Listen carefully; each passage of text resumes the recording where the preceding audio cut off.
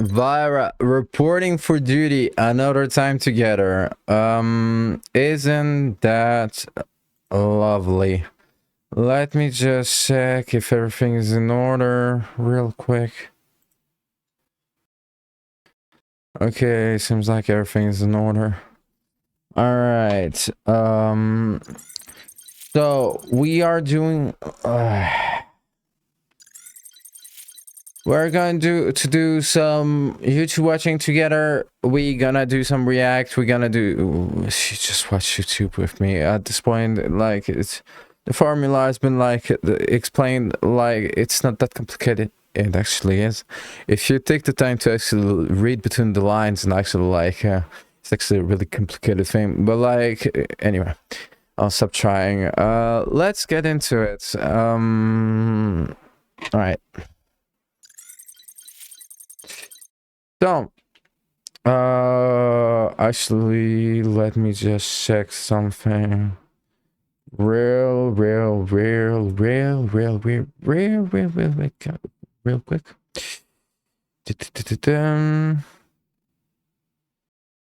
Okay.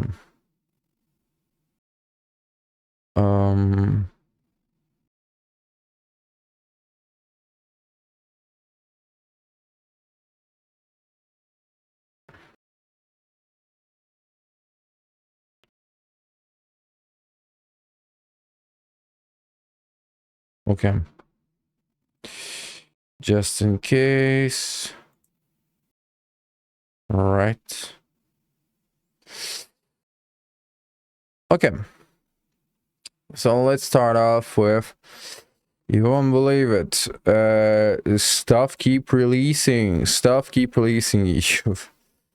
Oh my fucking like, this is absolutely unbelievable, don't you think? Where is it? Right. So yeah, couple new trailers. Let's check this out real quick. So, first trailer, Night Rain. Actually, exciting trailer. Night Rain, didn't got the time to finish it. Let's check out if what From Software has for us Peggy 16 today. Before that, I just need to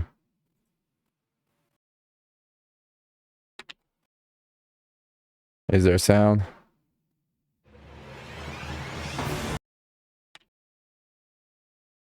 Yes. All right. Peggy 16 Oh fuck. No, I need to.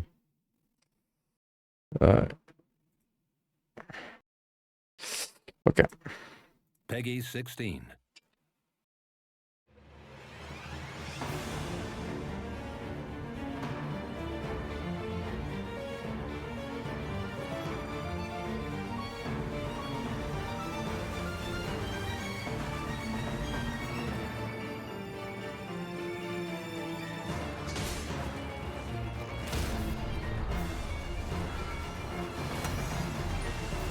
We must bring an end to it ourselves.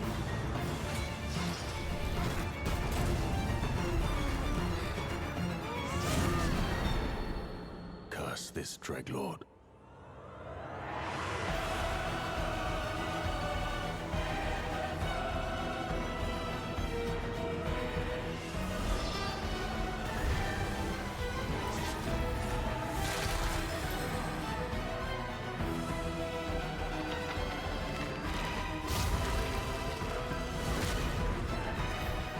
The aftermath of the long night.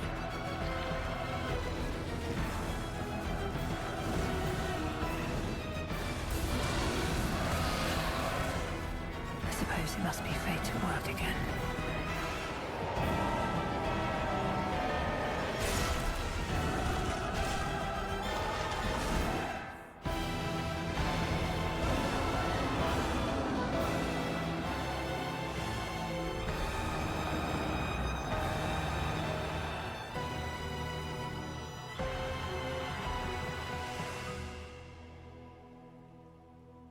Elden Ring: The Forsaken Hollows. This is actually so two additional Nightfare, two additional bosses. This is actually really great. This is actually really great. Night Rain is already like one of these games that are absolutely like you must give it a try. This is really good news. This is really a good news. It releases the 4th December, so not in too long. So yeah, yeah, this is absolutely great, and you get new fares, so new ways to actually play the game to play. So yeah, this is actually great. Wait. Did I watch the fucking like trailer? Oh my fucking god. Okay. Let's do it again.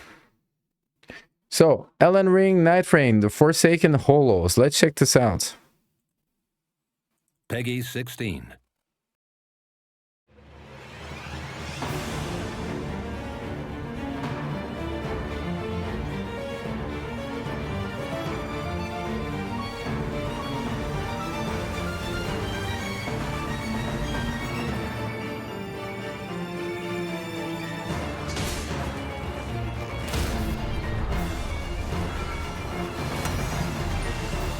We must bring an end to it ourselves.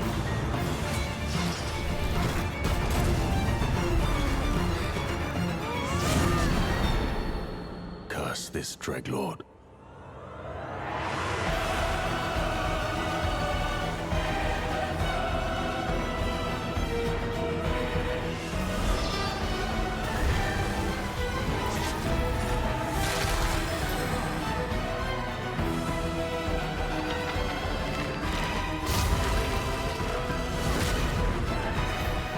The aftermath of the long night.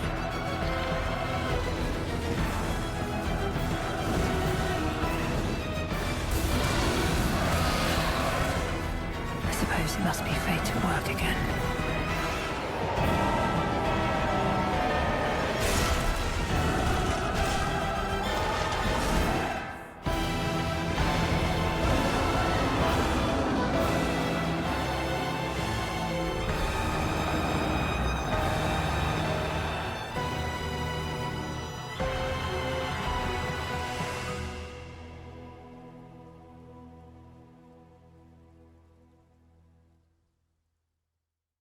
Okay, so two additional Nightfarers, two additional bosses, additional shifting earth, and more.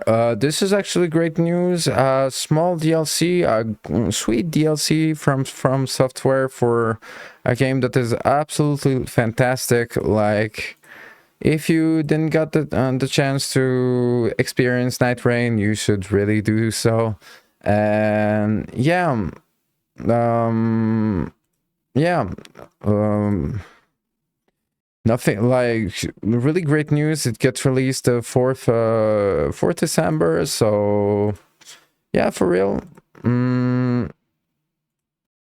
Nothing but a good news. The new Wayfarer looks interesting, so it's kind of like a clerk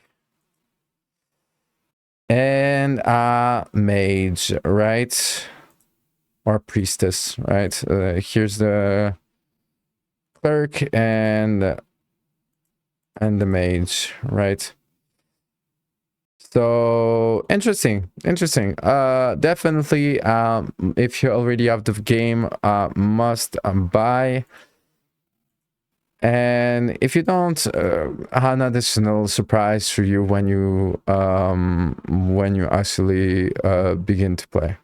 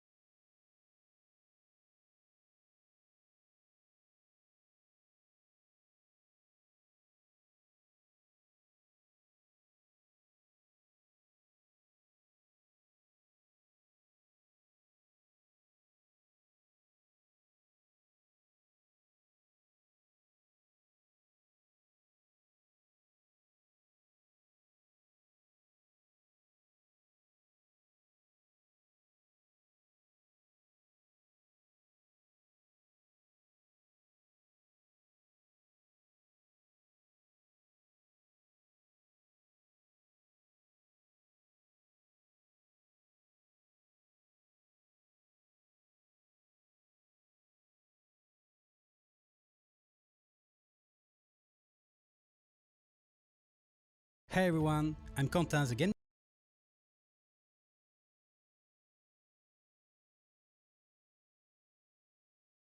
All right. Let's get into another trailer. Oasis. Let's check this out. Let me just notification. All right. Oasis. Let's check this out.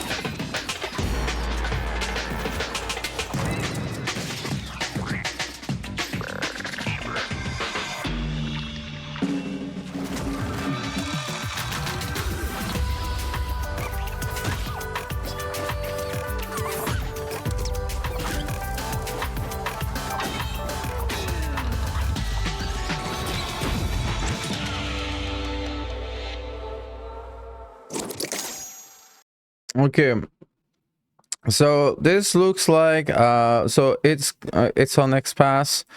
This looks like a good chill game to play. If you didn't tell me what the fuck it was about, so dungeon crawler, not dungeon crawler, dungeon brawler.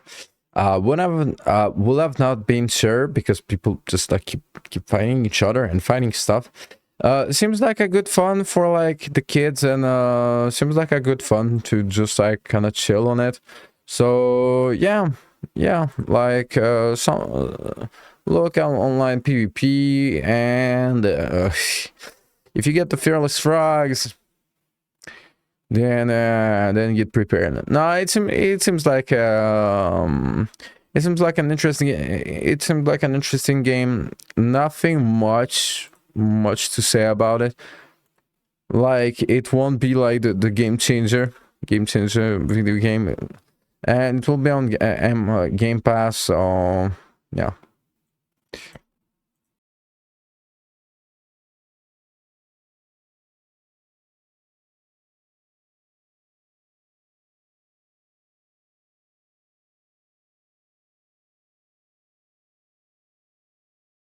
Okay, another one that actually caught my curiosity.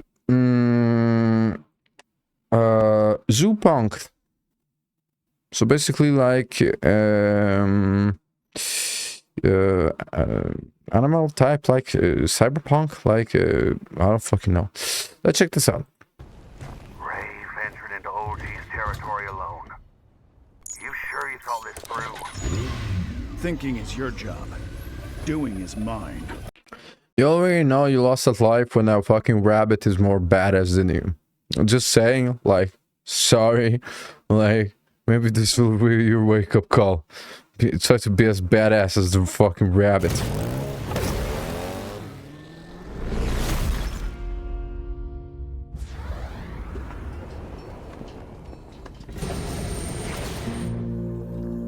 That spark didn't come easy, Ray. Yeah, a few bumps along the way. But I got it. You really fixing to gamble with it? 1 for 5, it's worth a shot. Worried something might go wrong? Wrong. I'm counting on it.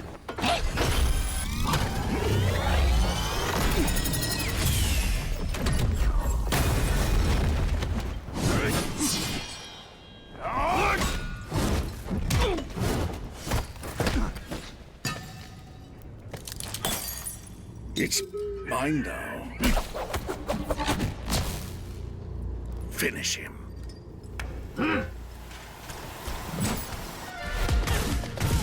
Damn.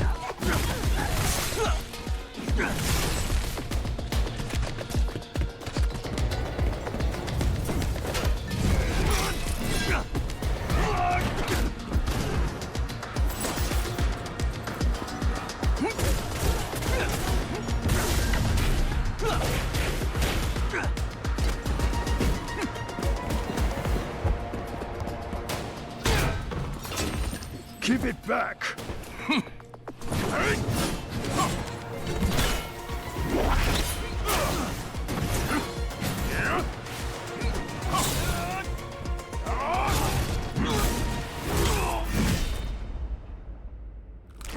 Walked right in himself, huh? It's all yours now, boss. Good work. Now with this, even the Machine Legion doesn't stand a chance against me.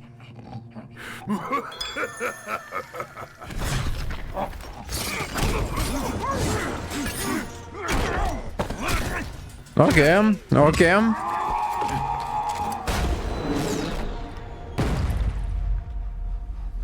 What? Huh?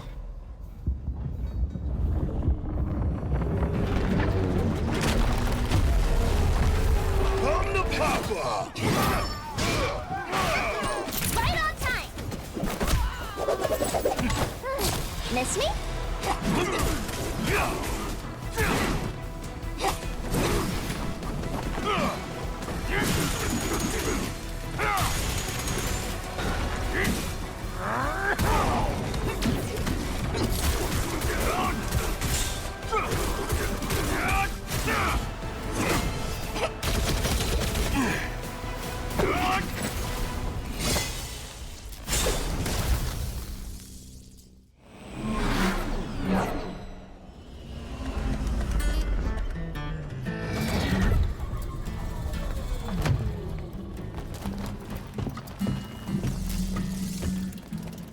Gotta hand it to you this time, Ray. If Tron hadn't planned ahead and sent us as backup, you'd be done for. Mission done? Let me take a look. All accounted for. What's next? It's time to save Torch City.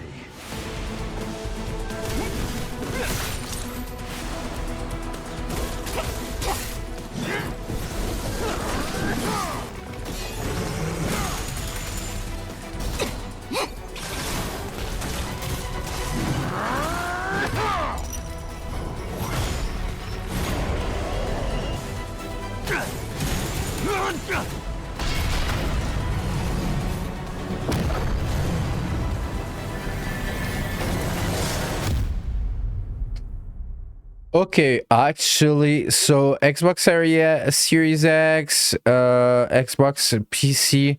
Okay, I wasn't surprised. I wasn't actually like ready to be actually surprised. So Ratchet and Clank, if you remember, right, the good old days of Ratchet and Clank. Oh my fucking god! Okay, my first question: is this considered animal cruelty? No, because technically it is. The graphics are absolutely the art direction is absolutely like fantastic. I absolutely love. Check this. So you go from a cutscene, and this is like in game, right? And bam, you're back into the action. So this is actually like a really good trailer. Shows a lot of how it works, how it functions. The characters, I am pretty sure that there will be a co-op multiplayer, local and online. and this is actually like really quite fucking good. Like the characters are defined, the universe is defined, like everything, like the graphics are like, the universe is really pretty, like the story, like the characters, like talk to like have a lot of personality to them, you recognize them right away. And for me, like this is I'll give it a try for sure. I'll give it a try for sure. I didn't expect it to be so surprised by some random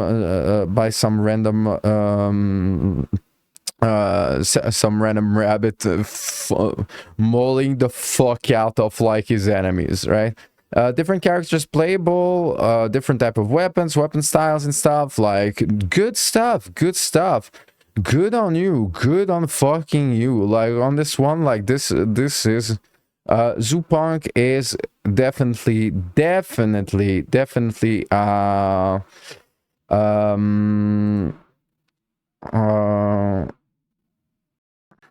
let me just check one thing.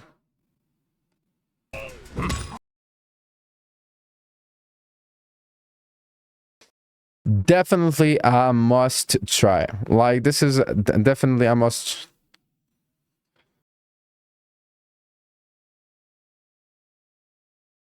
I must try. Like this is what you, if you were searching for like something kind of like different, like to get you out of all this noise, like this is something that I will for sure give it a try. Like this is absolutely like astonishing. I wasn't like surprised, like everything looks absolutely like amazing in this game.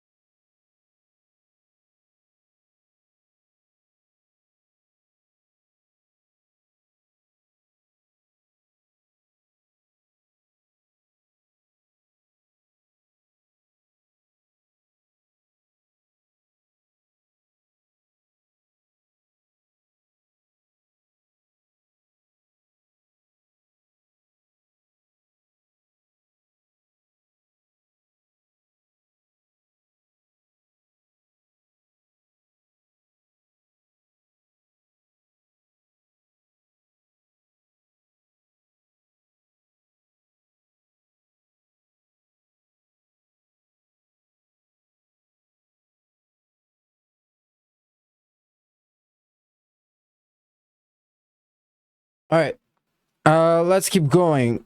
This game got okay, let's keep going.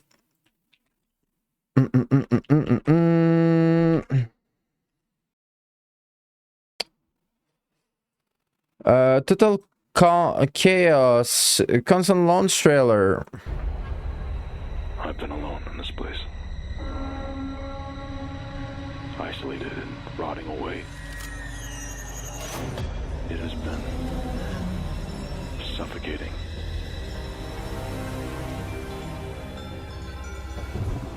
I've lingered here far longer than I ever meant to, retracing old steps and replaying every moment, wondering where it all fell apart. But why? What's the point? You can't rewrite what's already happened. My path brought me here to this corpse of a home. These fading memories, they're all I have left.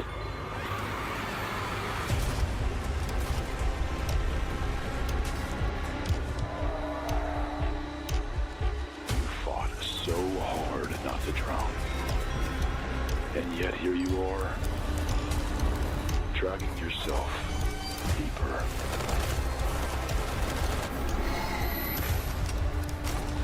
It feels familiar, doesn't it? You loved this place once.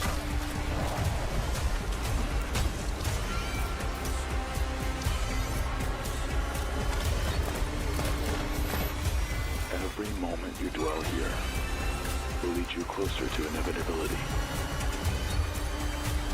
If you still had a chance to leave, would you take it?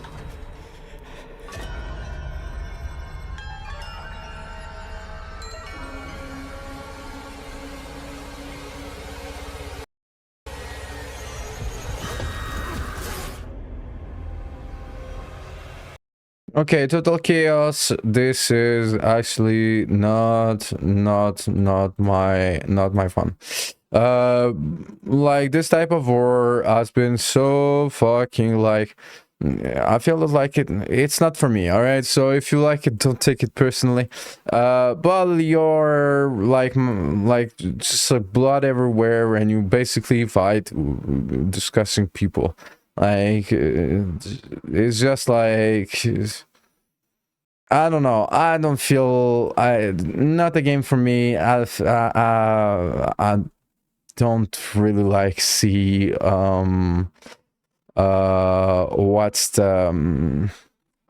what's the catch in it. Like maybe the game is good, the rest seems fine, the gameplay seems fine, it seems really rearranged, the graphics are up to date, etc. It's just like, oh my god, like if you could stop, like if you're fucking like yeah, it's not for me. Maybe it's for you, but like, yeah. Other than that, I'm pretty sure that like it is fine.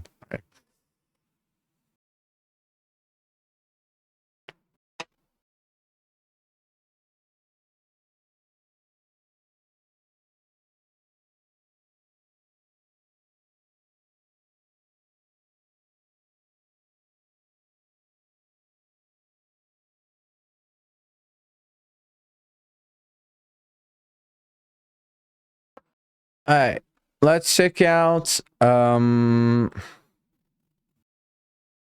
Forever. 8 minutes first look of gameplay. Let's check this out just to get an idea. Hey everyone, I'm Quentin, the game director of Vyrah, and I'll be the one giving you a first look at our new game that was revealed earlier this summer. At Eurogames, we love creating different kinds of experiences. Now we are tackling a brand new challenge, our own take on an online action RPG. You'll be able to explore wild landscapes and epic dungeons, build your own playstyle, craft powerful gear, and carve your path through dynamic combat and playful platforming. Today, we are diving straight into it and showing off its world, combat, boss fights, and progression. Welcome to Forever. Forever is a multiplayer game where you are not a chosen hero, but one of many adventurers returning home. During your journey, you can group up with friends or meet other players. You will be able to look for ancient secrets, help those in need, and complete many other activities together or by yourself. Sayagartha is a fully open world, with every region offering a variety of rich and unique locations, each defined by their own distinct visuals and gameplay. The world is entirely handcrafted, and nothing is procedurally generated. We take pride in rewarding curiosity and designing large dungeons and small secrets. After 5 centuries of exile in the remote region of Ante Limbo, humans are finally free. They are rediscovering the ancient world of Sayagartha, which had been largely destroyed and abandoned. Mobility is a key element of our game. You can move freely using your glider, your mount, and other tools like a grappling hook, or you can use the environment to your advantage. This will allow you to scale the highest mountains and delve deep into the darkest caves. Each region has a story and reasons to be explored. Take this part of the first region. The Nepsids have made their home around the lost city of Maida, leaving their mark on the region. It's up to you to explore their domain. Okay, so far this is interesting. This is a game for accessible for everyone. This is already a good thing. Multiplayer already a good thing. Not too challenging and accessible to any type of like genre of player. It looks fun. It looks fun to explore. It looks fun to play. It looks fun to play with friends. So let's check it out. Let's keep going. Or clearing their camps. Doing activities like this will help you to complete each region, but also to progress as a character.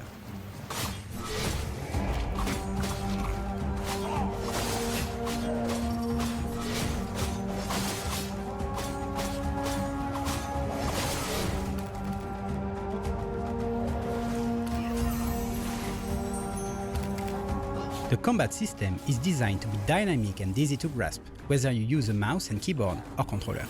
You can strike, dash to dodge, block, or even perfect block with good timing. But it's your character skills that will make the difference.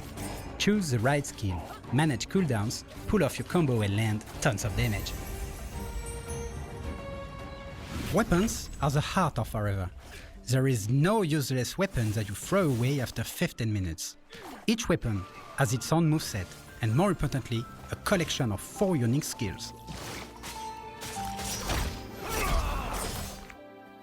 Take the Iron Fins for example. Attacking reduces the cooldown of its skill, so you can spam it and splash damage all over your enemies. Claudius are a pair of fist weapons. Using a different skill each time powers up the next one so your uppercut turns your foes into loot. Choose the weapon that suits you best and unlock its full potential by upgrading it and equipping the best gear possible. You've got a weapon you love and don't want to let go of? No problem, that's what the arsenal is for. Place it in the arsenal slot and choose which of its skills you'd like to assign to your skill bar. 2 players with the same class and same weapons can end up playing completely differently, depending on which weapon they use and which one is in the arsenal. Okay, I'm really happy with the fact that like they allow so much liberty when it comes to like creator weapon, like game style choosing and game style building. Like this is cool. This is like I love the I'm really interested into like just like the mood of the game, I'd say, you know, like the vibe of the game, and it's really interesting. And by the way, like the fucking blob that they attack is called Bob Dylan, like just a small. So really, like so far it looks like a really cool game. Between your class abilities, weapon skills, passives, and the arsenal system, the possibilities for building your perfect setup are nearly endless. If you're looking to take on tougher challenges, instances like bosses and dungeons are made to be the pinnacle of what the region has to offer. A condensed and challenging experience designed for parties of 1 to 4 players. Enemies there are more dangerous and more powerful. You will also have to use what you learned exploring the region, using its unique platforming elements to move through this hostile environment, as well as some unique features like this Oni cannon over here.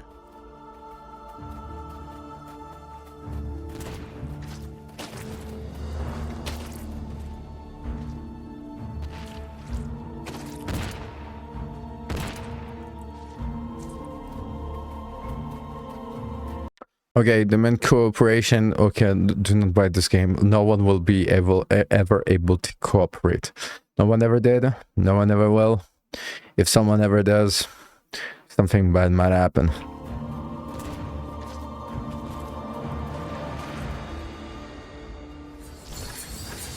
Here is Lady B, leader of the Apex clan. She doesn't like you roaming around, and for that reason, and also for her loot, she must be vanquished. Defeating her means learning her moves. First, she will target players with a honey bomb that destroys the floor, leaving you with less and less room to maneuver.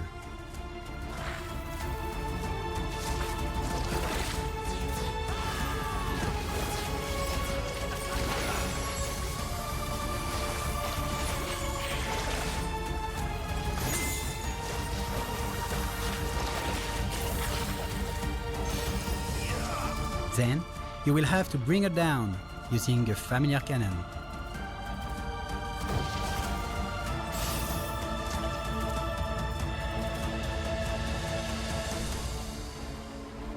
There is still more, but we wouldn't want to spoil the fun.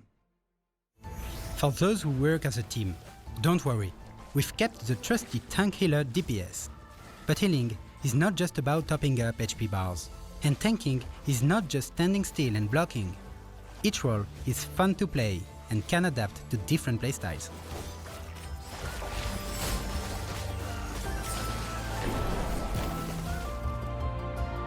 When creating your character, beyond the many customization options, you will choose a class that represents the first gameplay orientation and specific mechanics. We want you to have real freedom when creating your builds. Okay, so this is good. A class on top of like different type of weapons. This is good. Every weapon is unique, but your class adds an extra layer of identity. You can personalize it even more through talents, skill choices, and passives. And talents and skill choices. This looks really promising. Same weapon can be used by different classes, but each class's mechanics make it feel completely different to play. This hybrid system means you play the same class in a completely different way depending on the weapon you use. Likewise, the same weapon can feel totally new when used by another class. On top of that, you'll be able to choose a crafting job and make your own gear to complete your character. If you want to provide consumables like potions or food, become an alchemist or a cook. If you prefer to have the best equipment in the game, start your blacksmith or Jolu career. You just have to grant those unique recipes to become a master of your craft and make millions by selling to others. And that is just a glimpse of what is waiting for you in the world of Vyrah. There is so much for you to discover, but now it's your turn to dive in and see the world we crafted for yourself. We're launching a playtest on Steam. Join the first wave of explorers, try out our game and share your feedback. You can sign up for it on the Steam page, and don't forget a wishlist when you're there. Okay, so a lot to unpack in here. So this is like, let me just check.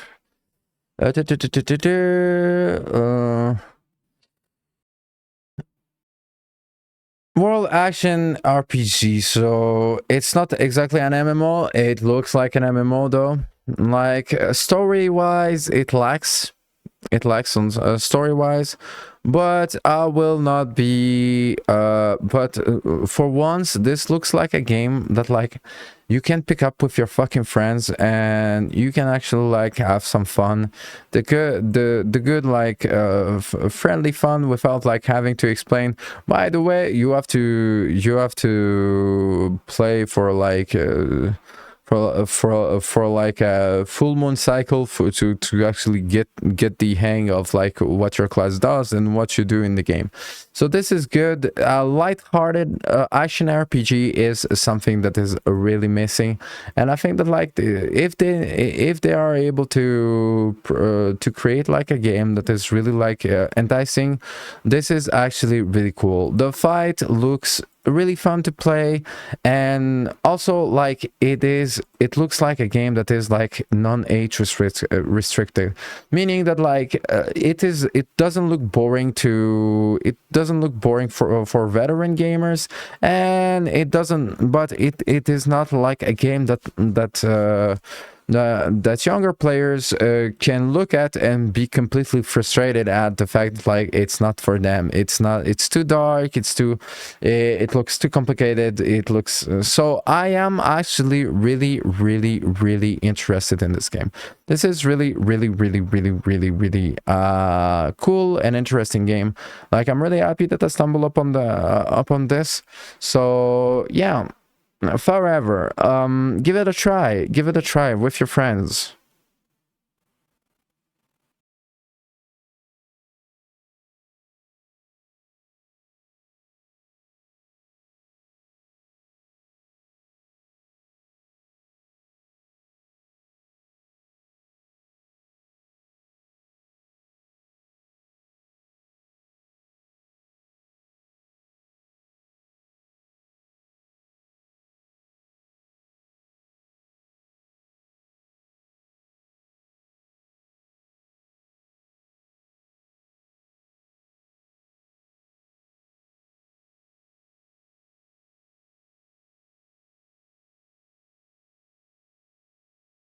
Okay.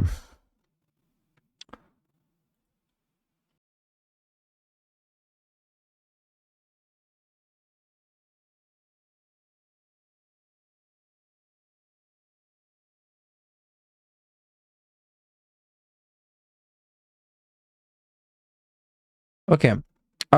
Let's check a trailer once again.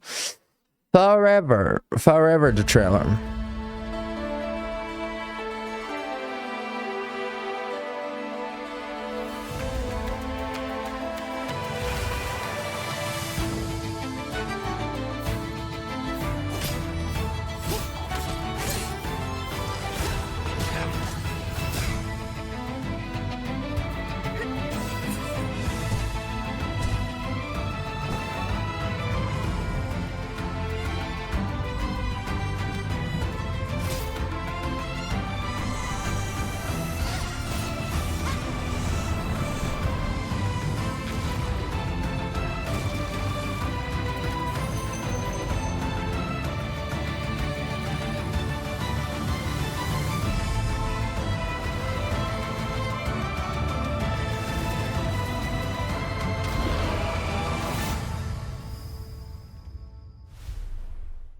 Okay.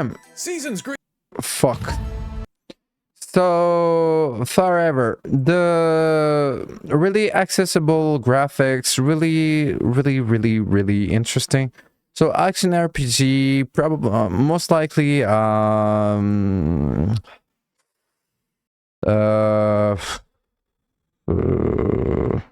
online service game. Don't remember the name.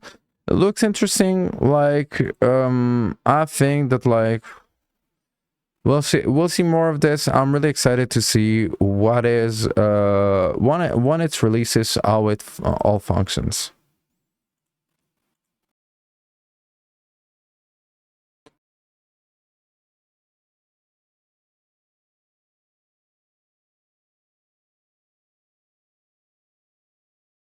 Okay.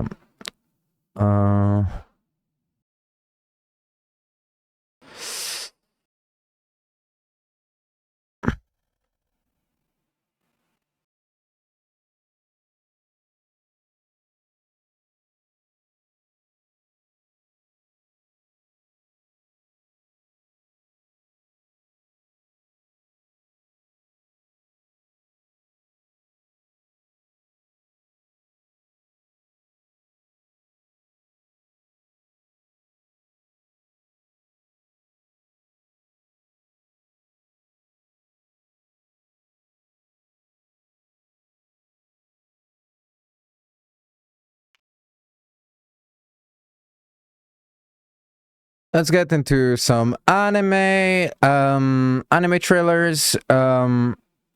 Isekai, Office Worker, The Other Worlds books depends on the bean counter.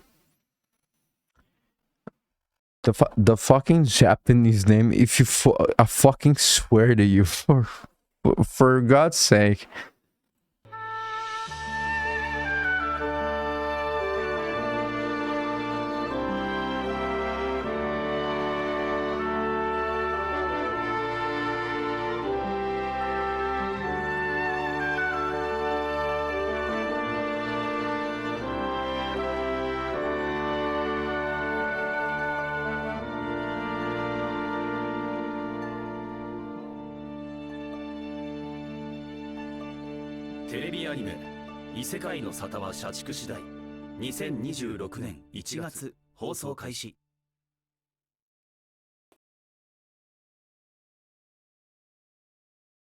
Is this what I think it is? Is this a yaoi anime in an isekai world? Well, you know what? For all of you, my dear yaoi lovers, well, happy for you. We will agree that what the fuck? I guess we will try to understand the name. The Other World's books defend on the bean counter. The bean counter. What the fuck is bean counter? Okay, I'll do the fucking like public service and check out like the synopsis, the story. Can you explain me? It's a Japanese light novel. It's serialized. It was like blah blah blah blah blah blah blah. A manga with art. Oh my fucking god! Can you tell me what's going on? A light novel, right?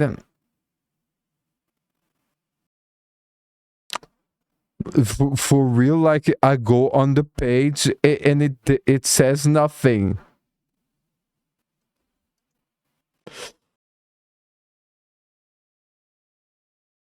Okay. Owashi's first job is to do well, find a job, but in a new universe where spells, potions, and holy maidens exist, come due dedication to his new accountancy role might be what saves the world. Okay, well, thank you so much, because like the bean counter, ever heard of the fucking bean counter? Yeah, me neither, bro. Me neither, friend. So yeah. All right. Yeah, so maybe yaoi for yaoi lovers. Maybe it's for you. I don't know.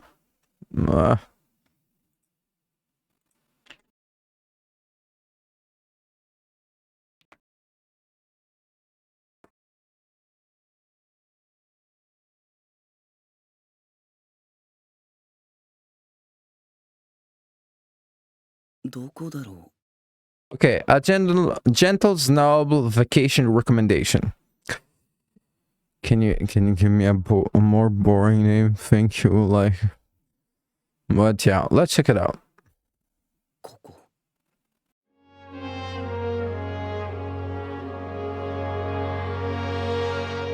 The story's name is absolutely sorry.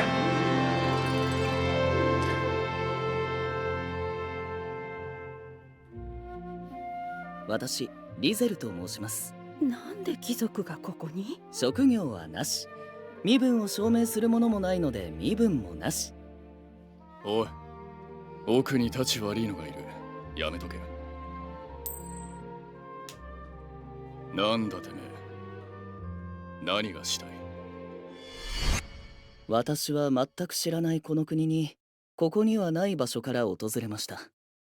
まるで世界の軸がずれてしまったように。戻れんのか？どうでしょう。もし私がいなくなって困るのなら、きっと帰る方法を見つけてくれるでしょう。てめえは探さねえのかよ。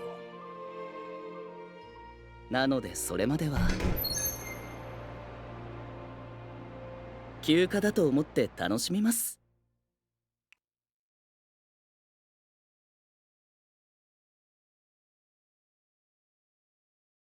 Okay, so actually not as bad as I thought. So basically, like someone from a country that doesn't exist, where he actually visits the country, and some mystery, and actually maybe something interesting.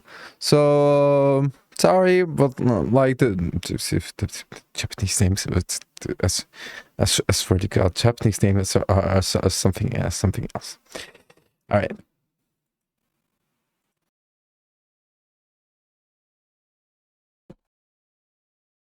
Mm-hmm.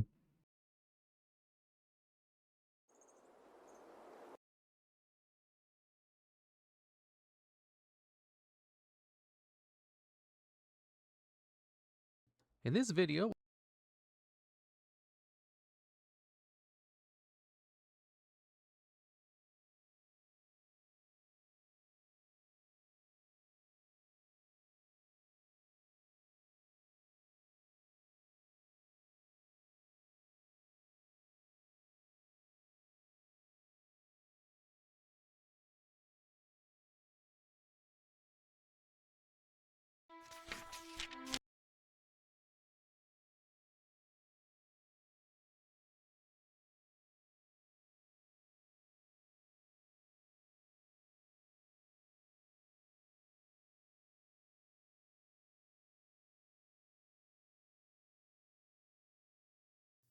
Back in the early 2000s,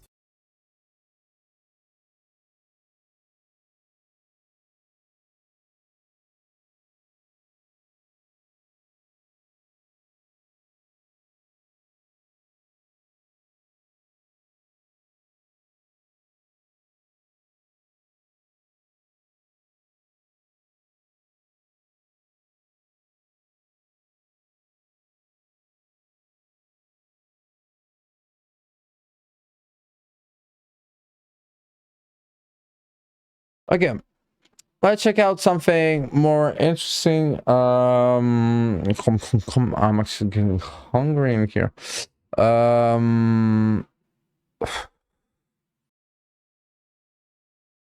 let's just check out this real quick.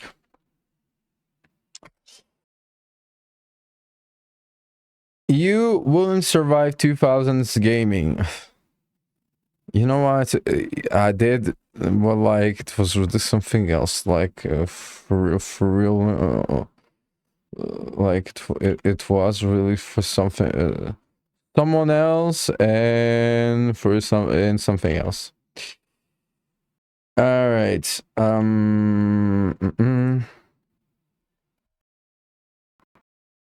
Okay.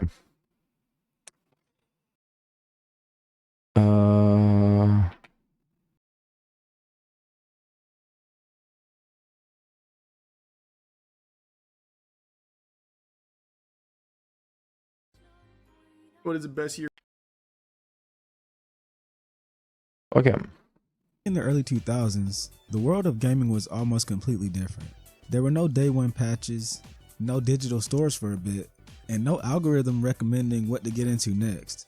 Just CDs, cartridges, and hope. If your game didn't work, that usually was it. You either took it back to the store if you got it from somewhere like Blockbuster or EB. Remember the red ring? Remember the red ring on the fucking like 360? Yeah, I know. Although like I had problems where like I bought a game and it's not a game that I like, and I noticed like by just like you ever like back then buying a game, you don't know what it is, you just look at the jacket and then you realize I fucking despise this game, and you cannot like give it back for some reason. It happened more than you think, and some people were able. Some studios were able to sell games just because they were next to good games, and basically like, well, what are gonna do? What are they gonna do? Fucking like bring the game back to the shop? And this logic actually functioned, and so like especially like during the N64 era, the PlayStation 1 era, where it's like back then you buy a game, it's like sometimes it was a complete disaster. All right, like for some reason, like it happened in the past, and it happened to me to buy a game, be happy about the game, play the game for real. I just like play a couple moments, I hate the game, I don't bring it back because I'm just a kid, and I keep the game and I hate it, and that's the story of the game that I never played. Games, or else you just stared at the error screen in silence. Or if you were like me, you tried the old toothpaste trick and pray to whatever god you believe in that you could play your cheap used game. Is that you are going to want to let this sit on the disc and harden and fill in any scratches. And that was normal. This is so hopeless. This is such despair. See, gaming back then wasn't designed to be convenient. You needed memory cards, you needed transportation, and you needed to be of age at times. And you needed that passion. Oh yeah, by the way. Your disc suddenly needed to be of age. Oh yeah. By the way, do you remember when you could not buy any game because like where you were underage? Like and you needed to ask your mom or your dad to buy the game with you, or else you couldn't buy the game? I remember. if you didn't play during this era of gaming, you miss on some really, really convincing arguments to play the fucking the fucking massacre game that that you ended up like that you had to convince your parents that it's not that bad. If you'd never lived this, it's actually like it's such infancy type of gaming like trend that happened. Like if you didn't live this, you missed something, because like there's nothing more pathetic nothing more pathetic than a kid being like, let me fucking buy the game where it's where there's blood everywhere, massacres and monsters. Come on, I am a little children, let me play the game. And after many arguments, they come with you into the shop and to buy the game, and you feel like you feel like you committed a crime, you know? Like this was something. Age at times, and you needed that passion. If your disc suddenly realized it didn't want to work anymore mid boss fight, you just sat there in disbelief, staring at your reflection on the TV like a fool. And the community and culture, oh man, it was real, loud, and in your face. Many gamers didn't have online etiquette, and in many games, your lobby was full of kids that just learned they could curse. What's up, dude? What's up? What be going down in the hood, you know? True. Be sniffing that crack? Let's not try. try. Wanna sniff some crack with me? Similar to what you've probably ran into during your last Marvel Rivals rank up match. When you logged in onto Halo or Call of Duty lobbies, you were stepping into verbal warfare. 50% of all insults known to mankind were probably invented there. Then there were LAN parties, arcades, midnight releases. Gaming wasn't just a hobby, it was a niche little culture. And for every fun memory, there was pain. Tangled controller wires that ended up tearing up your controller sooner or later. Corrupted memory. Yes, the good old, oh no, the fucking like you remember when you had like your wire for your controller, and there was like a moment like during your gaming era where like you took the time to rearrange to re-smooth all the controller like cable just so it doesn't break, and it broke anyway. Remember that? Cards, used games that barely worked, and internet speeds that made playing games online feel like you were playing underwater. And yet we all kept coming back. Let me take you back to a time when being a gamer didn't make you cool, it made you a target. When games were brutal, online was wild, and the only updates you got were cheat codes that you found out about written in a GamePro magazine. Or in the infancy of the internet. Everybody should be completely psyched about this.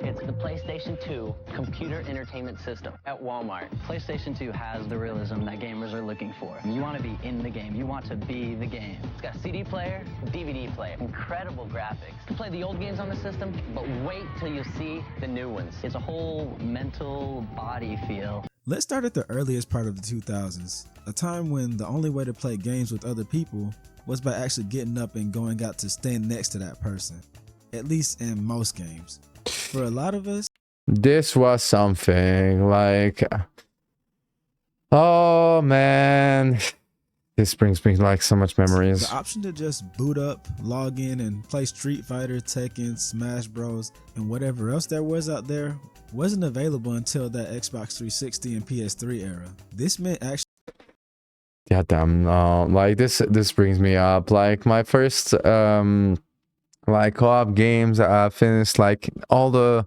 free Halos co-op. I finished Gears of War co-op. Like this was like something else, man. Like this was something else.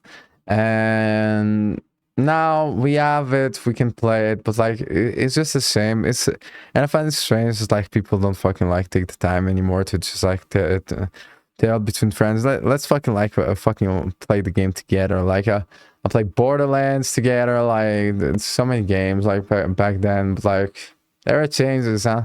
But like, split screen is really something that is something in the past that will stay in the past, and that if you didn't experience it, I'm sad for you. I'm sad for you, friend.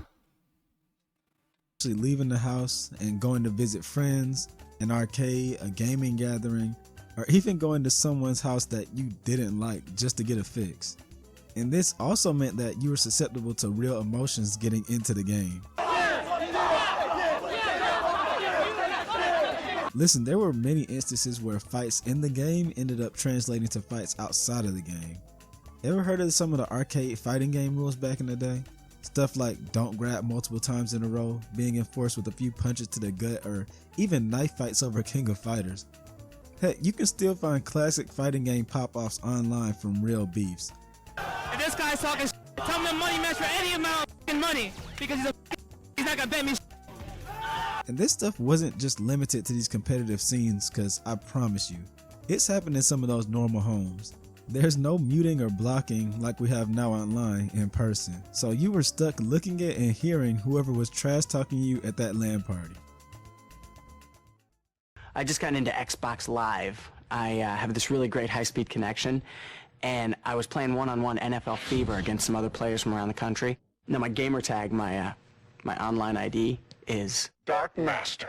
After we lost arcades, which were the main social ground for gaming, we had the emergence of an even more accessible battleground when the world of online gaming opened up. While there were already online shooters out in the 90s with Quake and Unreal Tournament and even some online games before that, the advent of consoles getting actual good online brought the hype to mainstream. In 2004, Xbox would Remember Halo Forge? Just saying. Revolutionize online gaming forever with the release of Halo 2 and its Xbox Live service integration. This innovation would allow players to match up online, go to war, and I started playing like Halo Online at Halo 3, and it was such a good time. God each other damn. talk during the match using proximity chat. This meant no matter who you were near, you'd be hearing them in battle. To do so, you had to hit the white button on your controller, and then boom, you could speak to anyone within 15 or 10 feet. This meant you had to be extra careful when speaking to allies, as your enemies could hear you too. This also, And I remember like you had like this like a thing like idols have in the microphone like this. You ever saw like the microphone like you just plug it in and you have like a small microphone? Yeah, that's the one. I had this for one. the first time, players were able to vocally curse out each other and say the other obscene stuff that game chats are infamous for nowadays. Learn how to actually play the game and talk. Shoot a gun, dog. Learn how to shoot a gun. Riot Shield. What else? Oh, Riot Shield. I'm gonna use Riot Shield. Oh, now I'm a what do you want? You tell me what you want. I'm pretty sure you've all heard and been annoyed by now of the classic, "You guys wouldn't survive a day in the old Call of Duty lobbies" quote. Well, I'm here to debunk that, cause honestly, every single lobby wasn't like that. If you were really out here not surviving, some obviously 10 to 14-year-old kid calling you a slur, you might need to go outside. But I won't lie and say it didn't happen on the regular, and it didn't always come from kids. I remember being in middle school grinding Halo Reach and Halo 3, or playing Call of Duty Modern Warfare 2 or Black Ops with my friends and hearing a mix of the most insane and corny roasts and word combinations of my young life. Kind of similar to the average Rivals experience. Okay, I'll stop. I'll let that game live. Especially because reading SYBAU and having the possibility of someone being banned is nothing compared to back then. Yeah, 2000s online game chats were largely unmoderated, so you know them MFs were ready to say whatever came to mind. It was a jungle of boys and men that really needed to get up and go outside. But I'll tell you now, when you found a cool group to squad up with every night from that chaos, it hit.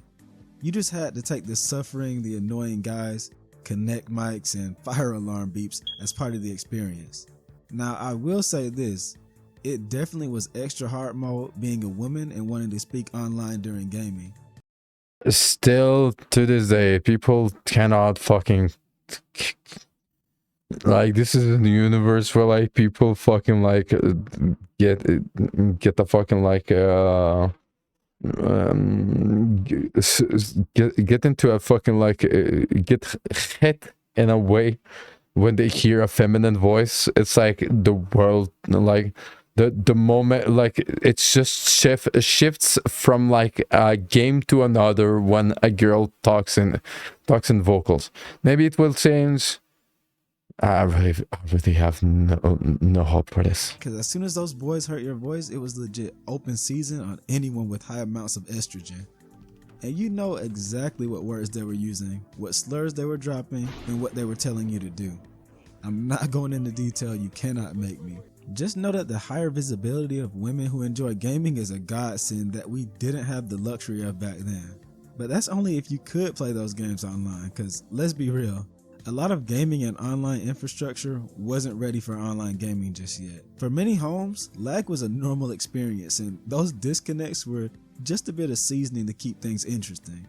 This went double for fighting games. You don't know what it was like playing on delay-based netcode for release year Mortal Kombat 9, Mortal Kombat X, or playing WoW during days where it's like it's just lagging, and you just like fucking like take the 3 seconds lag, like, or like the 1 second lag, and you have to live with it. Ever played WoW with 1 second lag for like a session? Oh my fucking god, it's unbearable. Versus Capcom 3, and bro, don't start me on Super Smash Bros. Brawl. They had us watching slideshows and pretending we had any control over what was actually happening on screen. You were blessed if you could even download some of these games I mentioned when downloadable titles became a thing, because internet could be so bad at times. Of course, for many years we weren't just able to buy a console and download something on the same day. That wasn't happening without a memory card. Isn't it wild that I have to explain what that is now? A memory card is what it sounds like. An add-on product that you connected to your console in order to save your progress.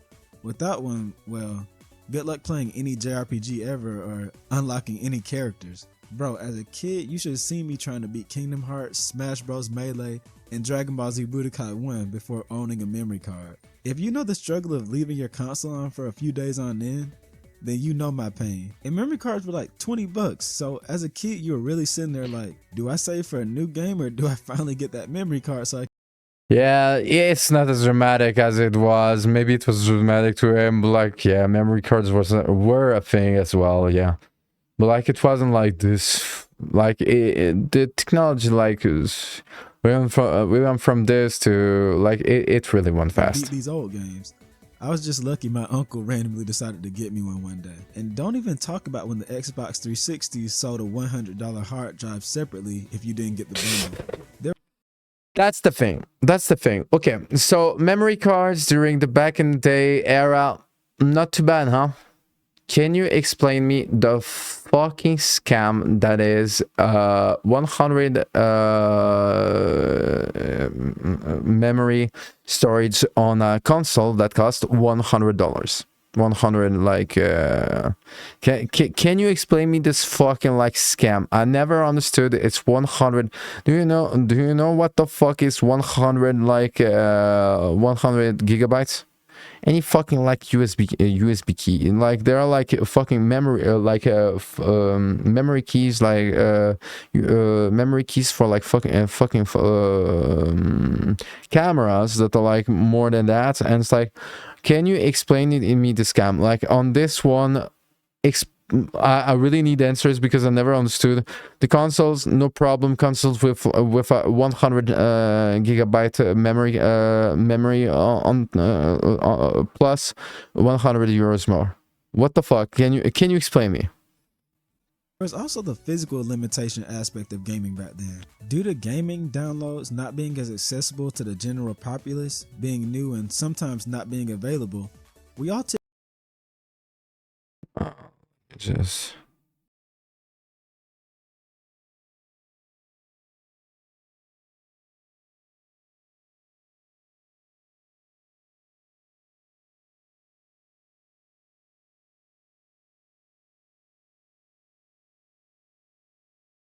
typically had to go out and buy our games in the form of CDs or cartridges. If there was a lot of hype built around the game, there was actually a chance that you'd secure a console but had to wait to play the game you were looking forward to, if you could even get it. Because when age ratings were enforced and you had parents that paid attention, you have to find a way around buying GTA as a 12-year-old. But let's say you're a smart kid and you decided to wait for a used game sale price drop. Yeah, and you remember like the bad parents were letting their kids playing GTA in every game, like Halo, and the good parents were not. And actually, the reality is like the people who fucking like got parents that like let them play any game they want, they didn't get bullied, and the people that had fucking like parents that did have parents that didn't let play any game they want, they got bullied. Like, that's the reality of it. What can I tell you? Well, that was a big gamble.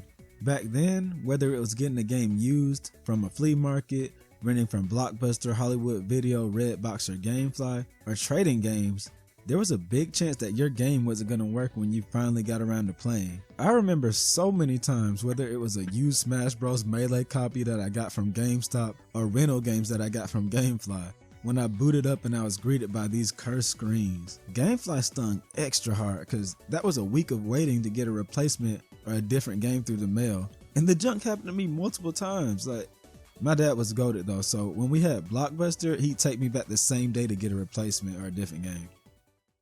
Another funny quirk 2000s gaming had is that your console actually mattered. This was still an age of exclusive and console segregation, so your console selection was one of the Some of your friends had a different console. You could not be as much friends as you wanted just because, well, there are the friends who have the same console.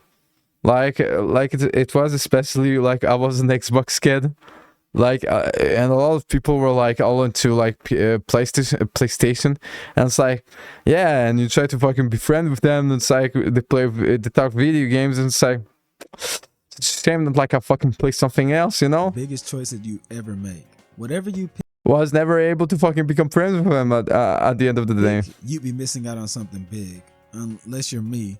Because I remember my dad and uncle teamed up and got me the OG Xbox, PS2, Dreamcast, GameCube, and GBA. Man, stay off the light speed. My bad.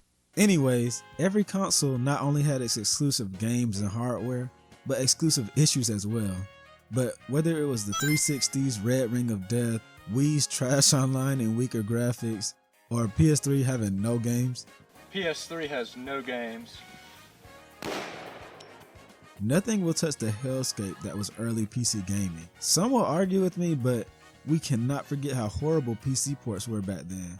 And these weren't just ports of some cousin game you never played. And did you saw the fucking PC, what they looked like back then? Yeah, right. Like, I cannot even, like...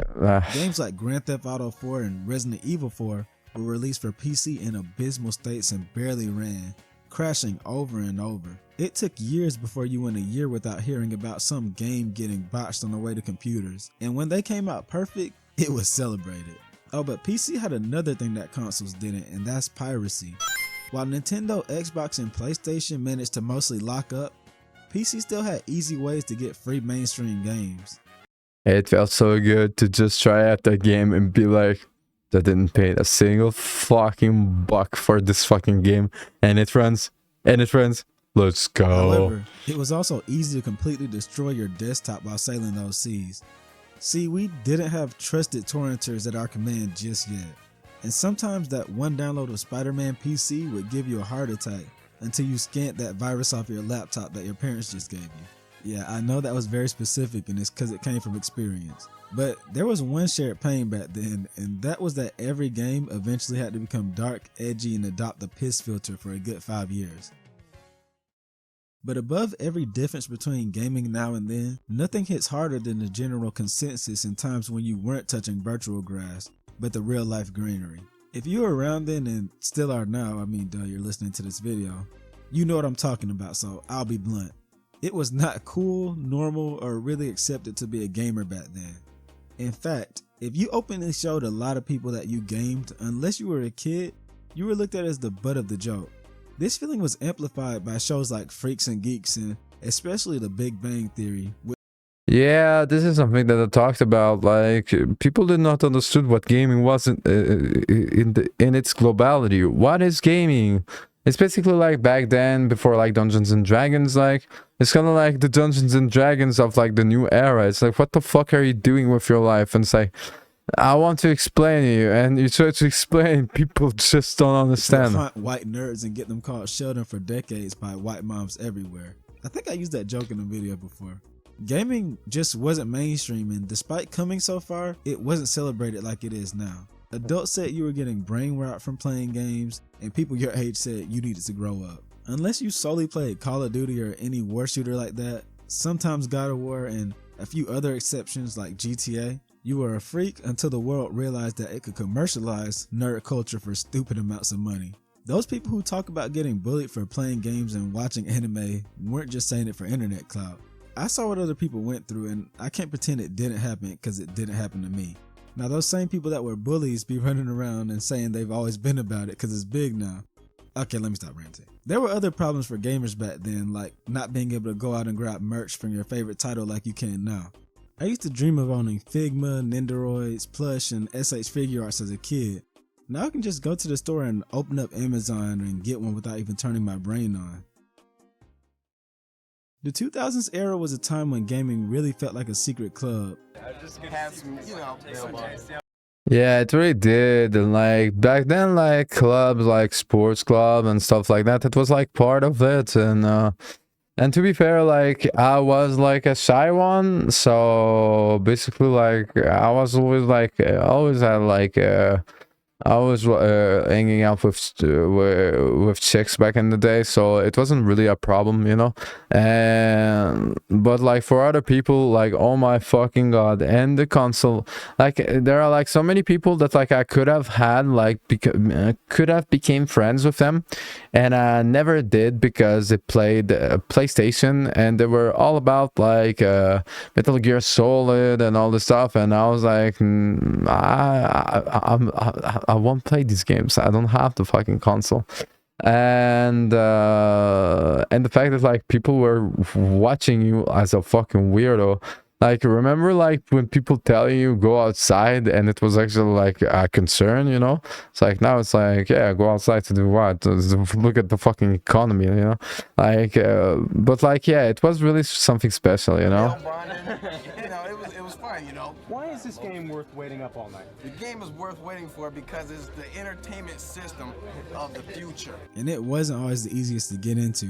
Now anyone can hop online in seconds, download something, and instantly be part of a massive community, which is great. Gaming's more inclusive, more global, and more accessible than ever. But something did get lost along the way. The chaos, the realness, the human touch. Back then, gaming had more heart no matter where you looked. We had connection problems, sure, but we also had a little more connection. You see what I did there? Oh, brother, this guy stinks! It feels like we've traded away a lot of that heart for convenience. Crossplay, cloud saves, instant access, but we also got microtransactions, early access scams, and billion-dollar publishers trying to sell us stuff that no one even asked for. But despite all that, it doesn't feel like the spirit is completely gone. In fact, I feel like if you look in the right places and with the right people, the spirit is there more than ever. And yes, that includes the chaos and foolishness that happens in rivals matches. Anyways, leave a like and sub if you enjoyed, and comment below some stories about your 2000s gaming experiences, and if anything here resonated with you. This was a really great video. Thank you so much, Wisconsin97. Subscribe, leave a like if you liked it. It was really fucking dope. Yeah.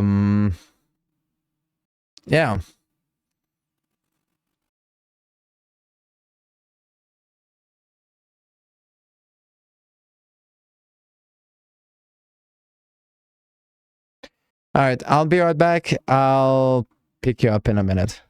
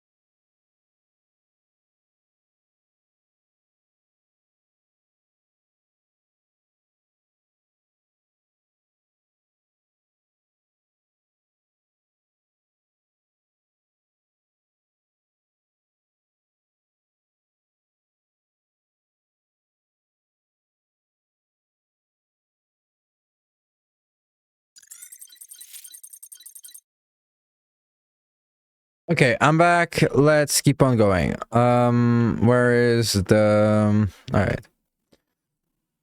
Let's get into some anime. What if I told Kisuke Urahara changed anime. I don't know, but this is truly a character that embodies the a character that is really unique to his genre, and that if you love like Bleach, you probably he left you an impression. So let's check that out. you one of anime's most important characters runs a convenience store. A character whose mind rewrote what anime characters could be. He's not the protagonist, he's not even around all that often. But without him, Bleach falls apart, and so does the anime medium as we know it. Let's talk about how Kisuke Urahara changed anime. Unlike how I usually do things, this won't be as much a story. It's going to be more about what he's influenced within the genre and how fascinating he is conceptually. He's one of those characters who...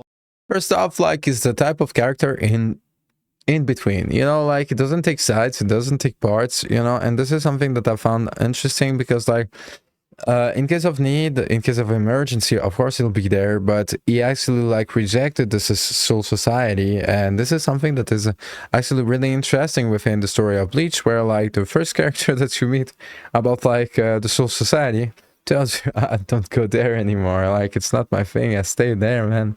I stay there, friend. It gets more interesting as you dive deeper into them. We'll get to him and Aizen, and even a huge character inspiration later. However, I do need to lay the groundwork first. Kisuke, along with Tessai and Yodoichi, grew up around nobility. After joining the Gotei 13, he became the head of the Soul Society's detention unit. This was connected to the Stealth Division, where Yodoichi was part of. With his remarkable talent and intellect, he eventually became the captain of the 12th Division. Here, he meets Hiyori. Like many in the 12th Division, she was fond of her prior captain, and so she chose not to accept Kisuke. This puts him in an awkward position. He wants to relate to his comrades, but also, he's their captain and he will do things the way he views best. The tension between them gets to the point that she chooses to fight him, and here we see the duality he portrays that makes him so interesting. When she attacks, he shows her he's capable of dodging, but specifically doesn't. He also creates the Shinigami Research and Development Institute and specifically recruits a man from the Nest of Maggots, a literal super prison named Mayuri.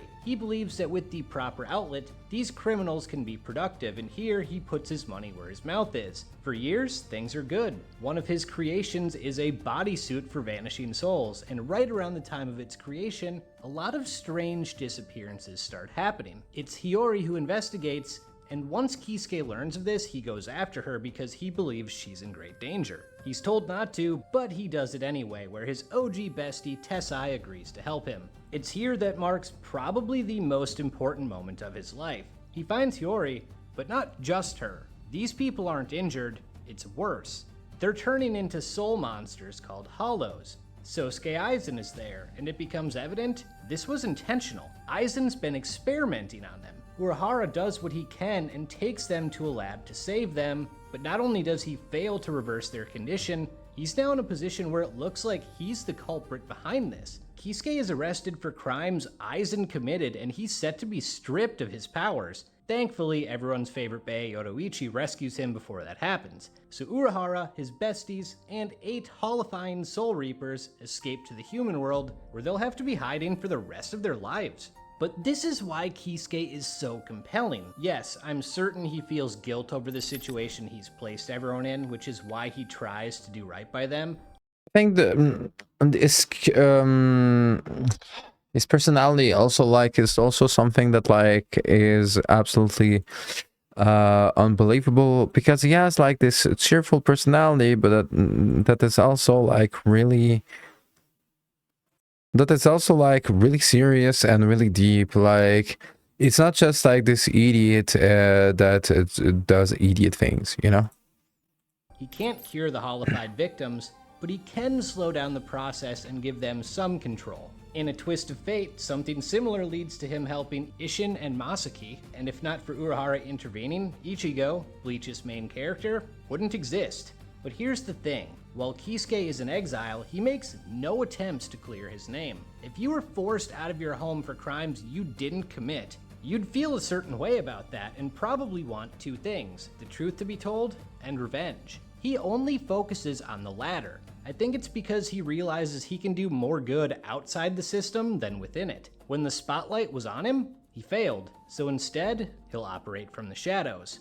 If I prepare 1,000 options, all I need is for one of them to work, so I make a habit of preparing anything and everything that shows any kind of promise. That's just how I work. That is the mind of someone you don't want to mess with. Logic, strategy, creativity, you name it, he has it. What's even scarier is he's a morally gray character who can justify actions as long as they are for the greater good. Things like putting his creation, the Hogyoku, inside Rukia, despite that putting her in grave danger. Or not intervening to stop Renji and Byakuya from taking her, which he almost certainly could have. He used Ichigo for most of the series to serve his own goals. When he joined the fight against the Espada, it seemed like he had ulterior motives. This even plays into the Fullbring arc, where because we know what he's capable of, he's a believable threat, which allows Ichigo to be manipulated. The whole plot basically happens because you can't trust him fully, and that's when he was actively doing something nice.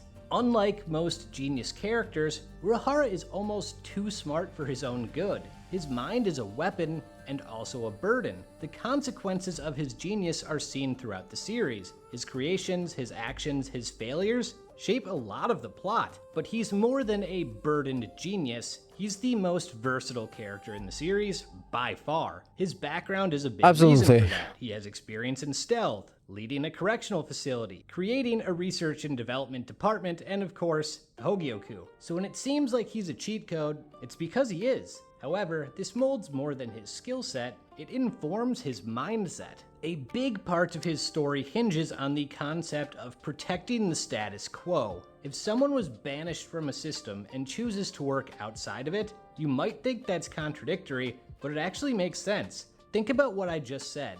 If you grew up around nobility, had experience in covert ops, and headed correctional units, of course you'd see value in the status quo. Especially when he has an even deeper knowledge of the actual workings of their world. He knows more about the Soul King than anyone, and has knowledge of a healing hot spring Squad Zero has, but we don't know how or why this is. This perfectly ties into the moral grayness of his character because in fiction, it's easy to view this from a wide lens. In real life, look at the last year, or right now. Protecting the status quo comes with its own set of problems. So of course, on top of this, dude's a major troll. He is the best combination of goofball and badass I've ever seen. I said it with Geen, but I think it's because like you feel that he's at peace with himself, and it's a character that doesn't search himself within the or search anything to be completely real within the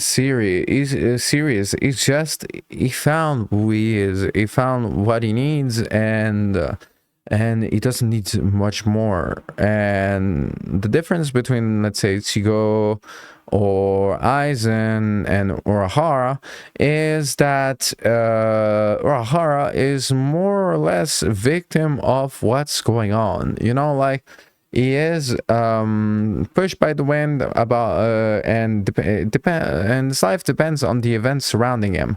His personal life is already defined and decided, and this is, I think, like really the importance when it comes to differentiating Urahara compared to Ichigo, Aizen, or even like, let's say, Byakuya, when it comes to character development, or Rukia, for this example. Also applies to Kisuke. There's always an air of mystery to him, and whenever he's on screen, the show is better. Speaking of Geen, make sure you watch my video on him.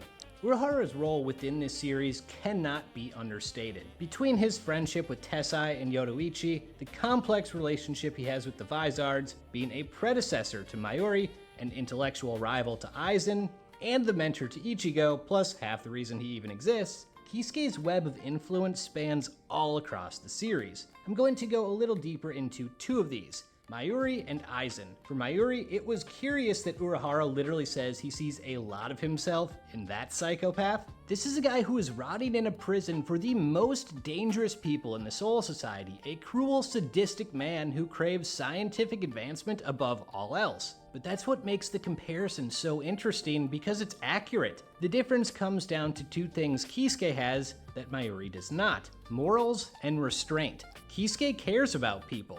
The latter doesn't. Mayuri experiments because he can. Urahara questions whether he should. I kind of wonder if Kisuke made that comparison and freed him because he sees Mayuri as a warning to himself. If he didn't care about others, if he lacked empathy. Let me just give me just a second.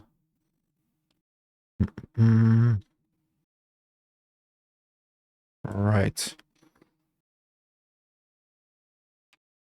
That's probably who he would be, and I think this constant reminder of that is really grounding for his character. And now for the big one, Aizen.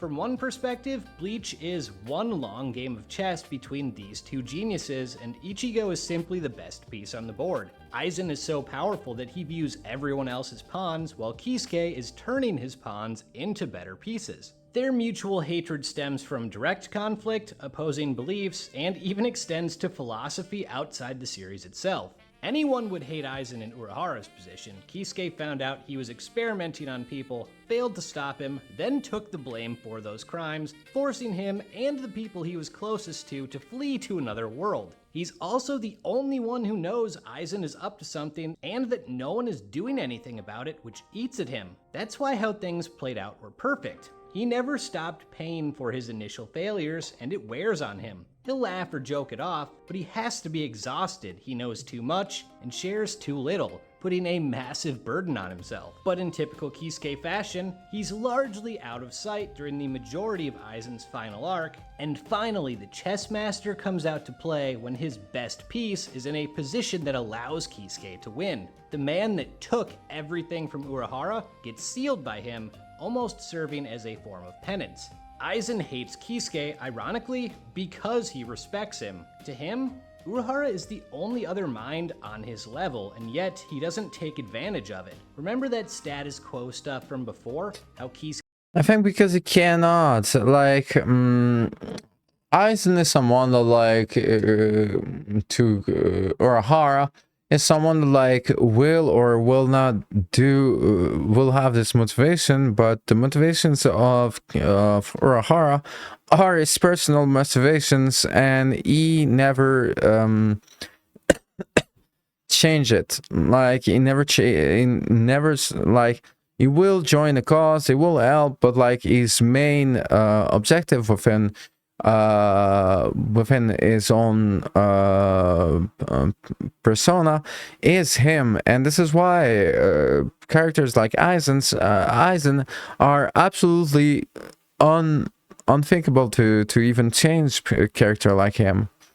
Kisuke wants to largely keep it intact. Aizen believes the opposite. The only status quo worthy of maintaining is one he comes up with. As far as I can remember, the only time Aizen loses his cool in the series is when he's talking with Kisuke. He tells him it's disgusting that he can sit idly by when he knows the truth. The Soul King is unfit to rule over him. The world should not be accepted as is, but people like them should strive to make the world something more. To do nothing is to be a loser. Aizen is a victor. Their dynamic gets more interesting because it's rooted in philosophy. Aizen represents a Nietzschean viewpoint of the Übermensch, basically someone who views themselves above morality and believes progress is the most important thing. How is evolution best achieved? By life's greatest motivator, suffering. If you're talented, you should act. And Aizen makes nearly every person in the series who is considered a prodigy suffer to make them grow. Urahara, on the other hand, represents a conflicting Buddhist view, where instead of embracing suffering, you choose to aid others going through it. You aren't above morality, you show these people compassion,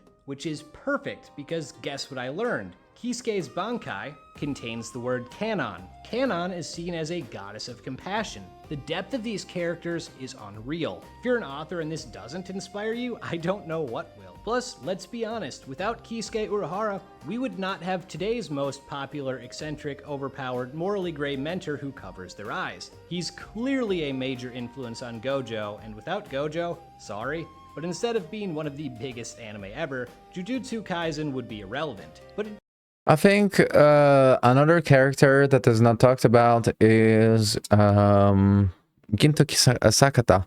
That is also like maybe not inspired, maybe, but like a similar way to be similar, like just like a philosophy. Maybe I'm wrong about this, but like I think that like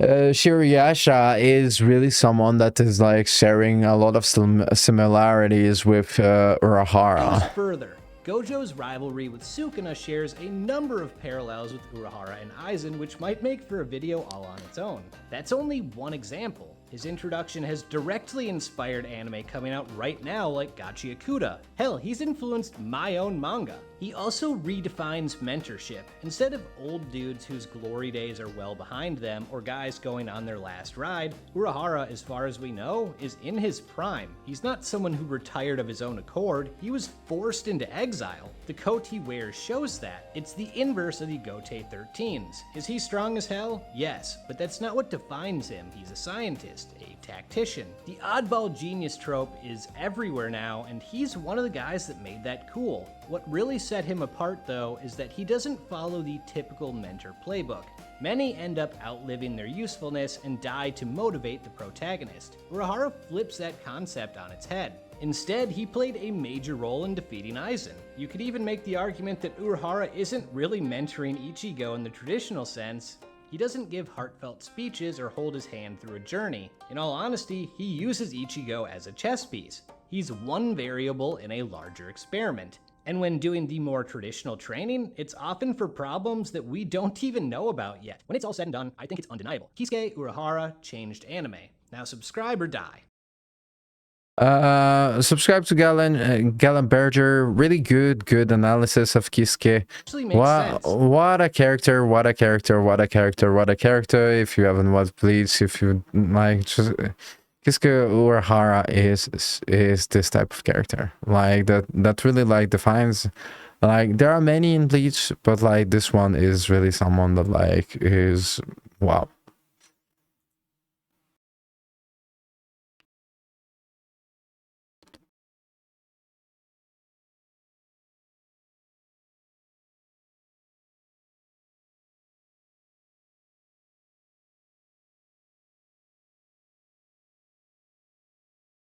Battlefield 6, baby.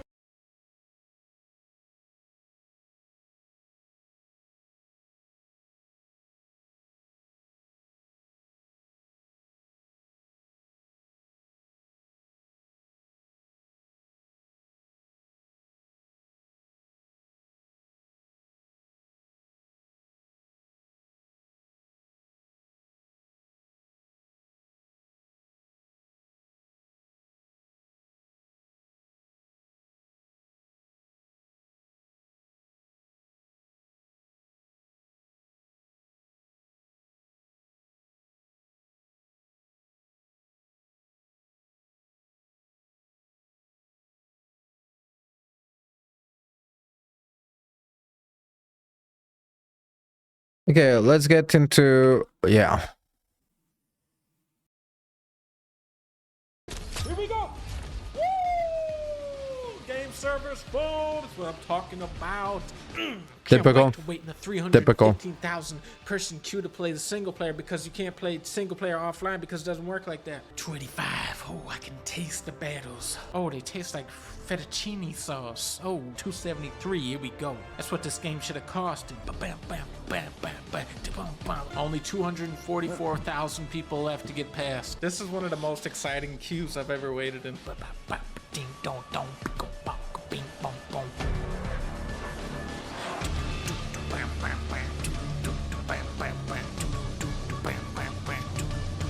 206 6. Does Battle Pass let you skip the line? Is it like a Fast Pass at Disneyland?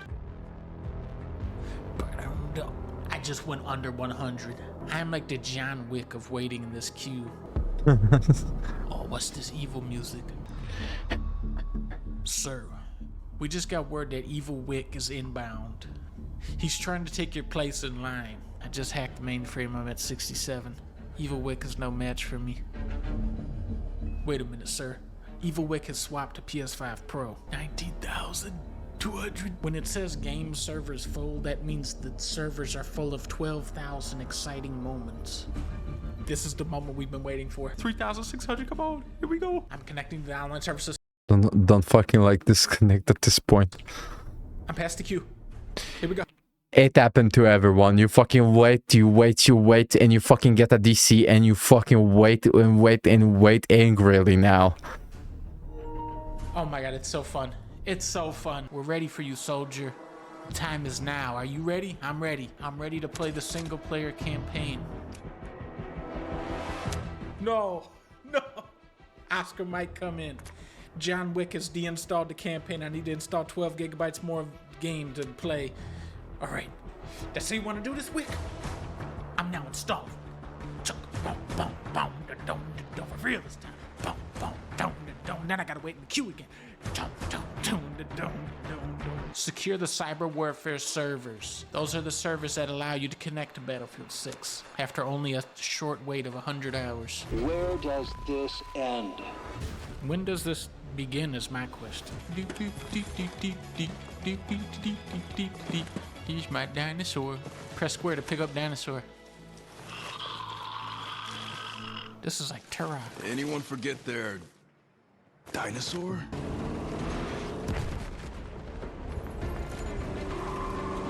Laser on. Lasing. Wait, why does it say painting? I'm supposed to be lasing. Confirm no friendlies in target area. Confirmed. Fire mission when ready. Over. Launching now. Wait, actually there are friendlies in the area. Now what's cool about this game is you can shoot your own guys. And they don't even care at all. See how awesome they are? Engaging enemy. Entering melee range. Tango eliminated. I'm going in for a battle. Boom. Oh, tough guy, huh? Get over here. Secure any dinosaurs on the premises. Keep your eyes peeled for dinosaurs. We can't let any of them fall into the enemy's hands. Hostile using cover! They're using cover now? They're getting better at this. Breaching clear. I have to check the coffee mug breaks. Okay, breaks. How about the book? That's it. Okay. The aiming sucks on the controller. There. Okay, book breaks. I thought we were going for evac. No, I'm doing this. Frag out! Watch out, Armstrong. I have no fucking clue, but like this makes me think of GoldenEye 64. I'm sorry if you're a veteran as well that just like saw this and kept thinking, what does this remind me of? Fucking GoldenEye 64. Alright, let's go. Secure yourselves, Tempest. Watch out for the grenade, guys. Boom. Armstrong. Boom. Mike. Blake. 3 of the greatest soldiers ever alive. Goodbye. Where you guys going? Come back. Mike, Hank, Blake. Their tactics in the field were considered revolutionary. 1 o'clock! Time Oh, that's a bad guy. He tried to get me. Need a medic! I need a medic. I changed my mind. I'm down! I'm down. I need a medic. Yeah, I'll be alright. Can I get a medic? Never mind. Can I get a medic?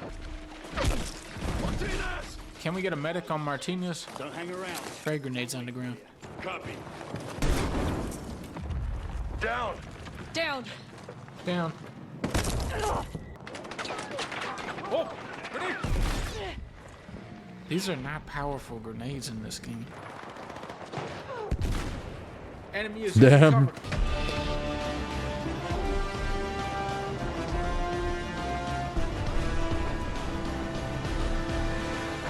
Give me the sniper here.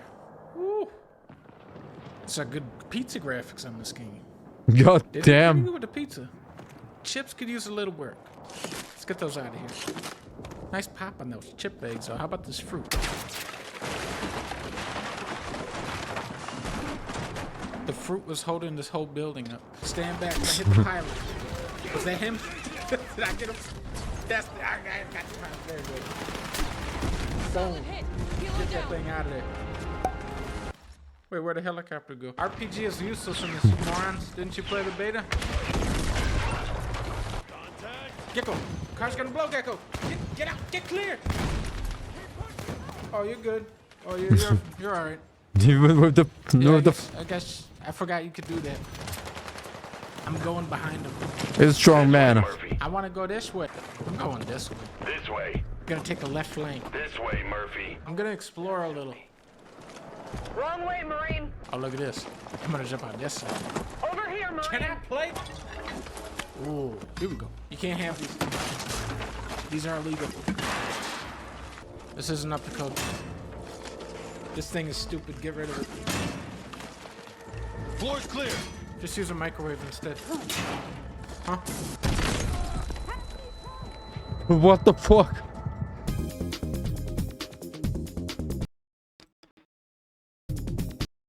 Alright.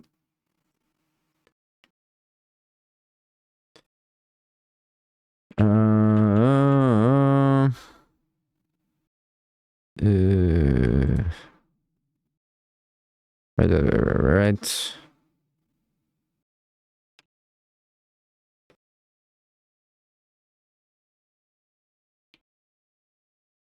Okay. Let's check out. That. Okay, I need to do something stupid, but like, believe me, it's not that stupid.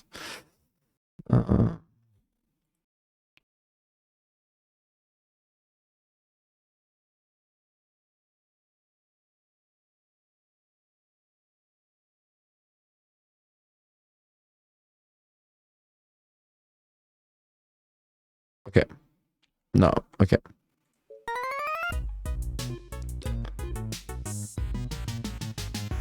From the publisher that would set up puppy kicking factories if kicking puppies got them an extra microtransaction, comes the much anticipated sequel to the Battlefield series that backtracks harder than an influencer trying to jumpstart a music career. Kids from my class will kill themselves when they see me here. Battlefield 6. Welcome to the future of warfare. Well, oh, not that much future, as BF takes us back to basics, stripping away the cyberpunk jank from the previous entry in favor of the timeless military tradition of running face first into a bullet, plus some slight tweaks that you probably won't even notice. Though I guess expecting innovation at this point is like expecting meth to come out with a healthier alternative. All right, progress is still possible. I lost some weight. Jump back into the fray of Battlefield, where you'll find yourself in vast, expansive levels like city and village-looking city. Right, I think I already watched it. I'm like, let me check this out.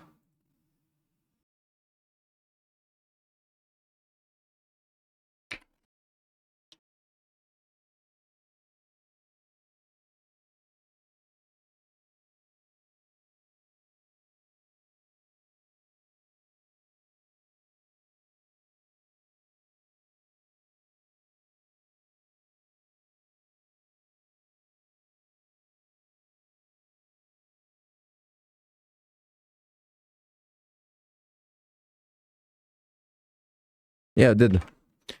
Oh my fucking god. All right.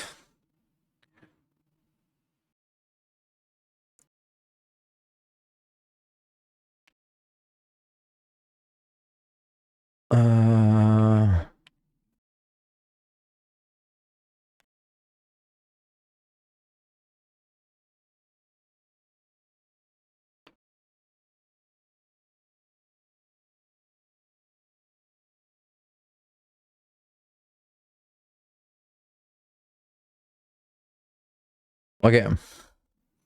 Let's check out Nona's trailer.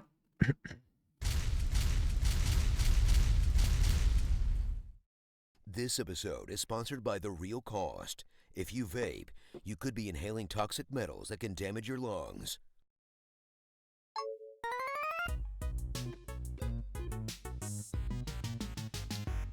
In a world full of underbaked games and constant delays, where your once beloved companies are all basically now run by the Monopoly guy, experience a new title that somehow managed to outdo even our lowest expectations, which isn't all that surprising when you realize it came from EA. Battlefield 2042. Experience the last dying breath of a franchise you used to love, as the newest installment of Battlefield somehow becomes an even bigger laughingstock than their thoroughly criticized previous entry. Then watch as once again EA goes for the Hall of Fame record of disappointment, as 2042 is riddled with bugs, severe server issues, extremely bland graphics, terrible matchmaking, and bullet physics so bad that you might as well just be playing a screensaver. Then it turns out all the terrible technical issues are just the tip of the iceberg, and their direction for the game is somehow even worse, as they decide to take out their single-player mode, remove the scoreboard, voice chat, and other legacy features, all of this accumulating to its right. Oh yeah, remove like in an online game like any way to communicate. These are legacy fixture. Like I cannot wait for someone to fucking like do that for like in a fucking working space, you know, discussion, socializing, like we're already there. Like Place as one of the lowest rated games on Steam, in a title that embodies everything terrible about the industry in the modern era. You know, at this point, EA is just the Gwyneth Paltrow of video games, trying to sell you 200% bull at full price. Trust me, next year, they'll be selling candles that smell like Andrew Wilson's vagina. Parachute into the massive gunfights of Battlefield, where you and your squad will be tasked to fight against the relentless encroaching forces, as you strategically find points of entry and coordinate with your team like a well-oiled machine, which has never actually happened in any Battlefield game, as your squad immediately splits up to the far corners of the earth instead, and you spawn on one of them to get lit up or run over by a hovercraft as soon as you hit the ground, where your broken body will be sprawled on the floor like a squashed spider as you scream at everyone around you for a revive, until you inevitably give up and respawn as they all run past your desecrated corpse. Then find yourself back in Battlefield Purgatory to choose between going to a place that you're going to lose or into a vehicle that someone is immediately going to fly straight into the ground, in a gameplay loop that, despite all the changes, still remains the same. something that didn't change. Gotta admit. Hedonistic loop that you played these games almost 2 decades for, even if half the players you're probably losing to are bots. Discover the future of warfare as you're thrown into the year 2042, where Earth's ecosystem has turned apocalyptic and gravitational anomalies have knocked out all communication, putting the modern world into a new dark ages. And the only thing left to do is fight over a bunch of generic buildings, apparently. Then choose between the different specialists, each with different skills that may turn the tide of battle, but ultimately don't do much when you're eating a tank shell. All of which feels like they tried to take a page from other tactical shooters, then put them in a game where most of them don't really matter, because there's only one good strategy in Battlefield, and that's to throw as many bodies at the point until you win. And no go-go gadget crap is ever going to change that. Experience the different modes and maps of 2042, as they exponentially increase the battlefield sizes to accommodate 128 players. Then discover the many broken strategies of the different modes, like Conquest, where you'll just wait till everyone gets bored and take a point by yourself, or Breakthrough, where you'll hole yourself on the point with a vehicle that should have never been there until you whittled the opposing team's lives away, because no one thought that just being able to spawn a tank on a rooftop could possibly be exploited. And Hazard Zone, where you and your team must retrieve items from random locations with no respawns, semi-battle royale style, that you'll play exactly once because you got tired of this style of shooter like a year ago, like everyone else, in an XL heaping size of Battlefield that doesn't try to do something new, but just stretches out the canvas, making the once thick crust of the original into a thin one with way too many toppings. And everyone knows that's exactly how you get a soggy bottom. Okay, look, just because I like violent video games doesn't mean I also can't enjoy a nice baking show. So hop in that gunner seat and get ready to explode in one of the worst showings for the Battlefield franchise to date that you'll keep shoveling into your mouth while you complain about it, because it's still a Battlefield game and you hate yourself even more than you hate EA. You know they expected to be in hot water from the get-go, Because no one makes a portal to let you play old stuff you actually like if they have faith in their new title. Starring Squirrel Girl, Straight Up Blitz, Halo Infinite Reveal, I'm too old for this shit, DJ Khaled, Manscaped, Google Maps Camera Guy, Peking Duck, Jessica Chastain as Anna, and a guy with diarrhea. Battlefield 2077. Seriously, what is this garbage? You know, I get people are upset at this new Santa Claus skin, but honestly, I can't think of anything more dystopian than Father Christmas with an assault rifle. Now I have a machine gun. Ho, ho, ho. Vaping can expose you to toxic metals. Alright, if you never heard of Honest Game Trailer, subscribe. They do really good stuff. Alright, let's keep going.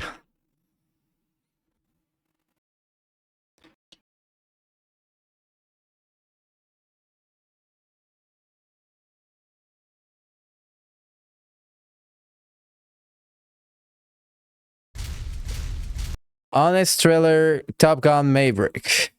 Let's check this out.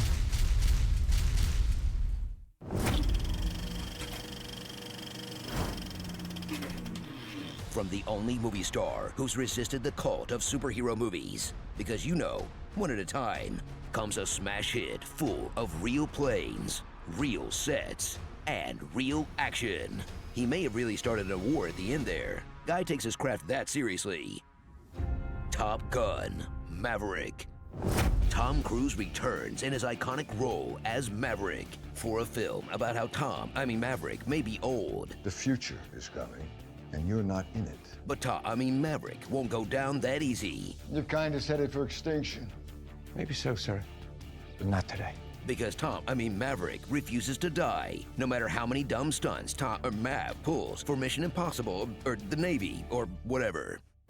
Teachers have been telling us their jobs are hard for years, but now a blockbuster will make their complaints look interesting. Watch Maverick have to teach the next generation of full-grown adults who go by their gamer tags. Phoenix! Hangman. Payback. Fanboy. To forget going by the book. Forget playing by the rules. It's dogfight football. Offense and defense at the same time. And you know what? Just forget thinking entirely. Life's easier that way. Don't think, just do. Don't think, just do. Don't think, just do. Don't think, just do. What the hell were you even thinking? You told me not to think. As he teaches his students the most important lesson of all. If you ever get in big trouble, call your boss's boss to yell at them. You get yourself in trouble, Iceman makes a call, and you're back in the air. For reasons known only to the Almighty and your guardian angel, you've been called back to Top Gun. Thank you for your service, Daddy.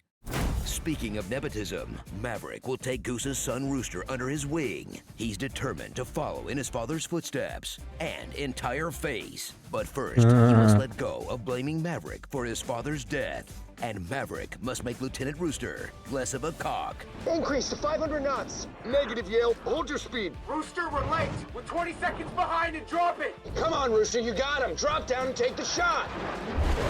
Too late. You had your chance. Damn it. Yeah, Rooster is a pretty lame call sign, but it's still miles better than Bradley Bradshaw. Bradley Bradshaw.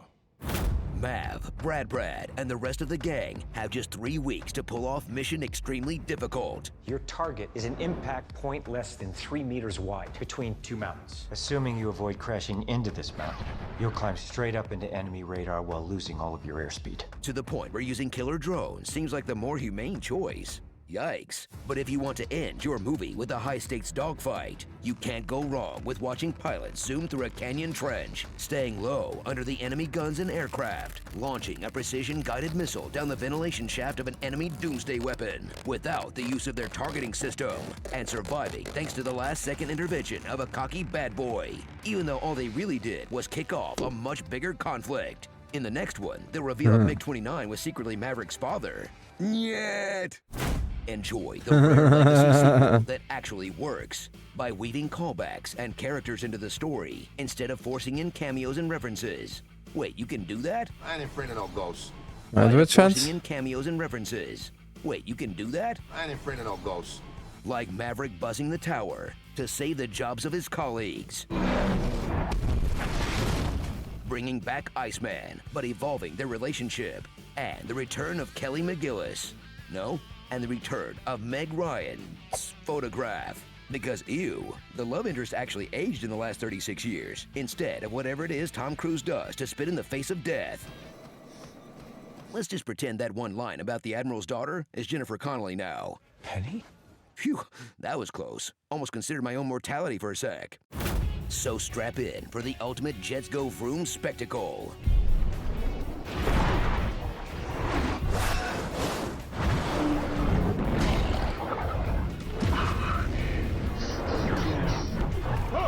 That's been called out by the woke mob for being blatant military propaganda. But they are just butthurt, because America is #1. We do nothing wrong, and we have no problems whatsoever. Now where's the recruiting booth? I want to play some topless beach football. U.S. abs, U.S. abs, U.S. abs. Starring Captain America, the Sprinter Soldier. My name is Bradley Bradshaw. You killed my father. Prepare to fly. Hulk smashed.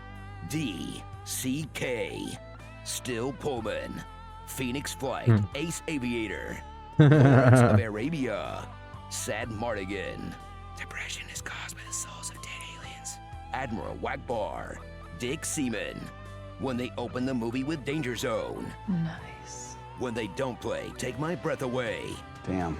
And G4 sing out a big dump.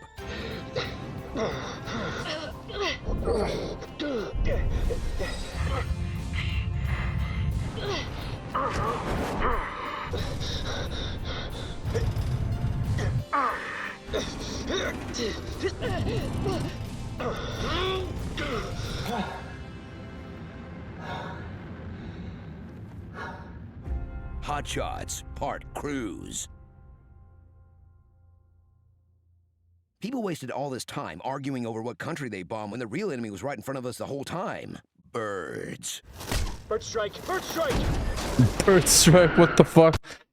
If you don't know, Hot Shots is actually a parody of Top Gun that is really funny. So yeah, check it out if you never did. All right.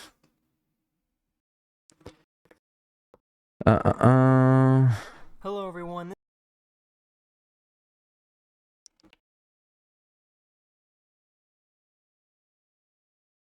Hello everyone, this is your Daily Dose of Internet. This company developed a device that can pick up different types of sauces, such as ketchup and mustard, without changing its shape. The demo used a compact robot hand to scoop up and transport complicated forms. I've seen this fucking product everywhere. No one fucking use it. No one. Right? What I'm trying to say, right? Resembling a mixture of ketchup and mayonnaise. 今までこういうゾルゲル状のものを形崩さずに移動、いわゆる収動する収動板が中にありまして、そこにシートが巻かれております。 Like it's gel and basically like it's hydrophobic and nothing like. No, we saw it for years. No one used it. Fuck it. これを片側固定してシート中の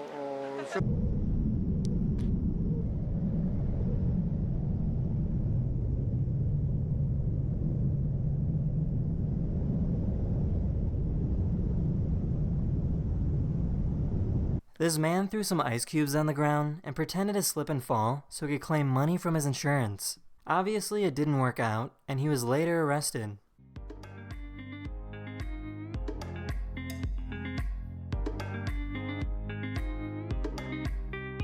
The actor play. Oh no.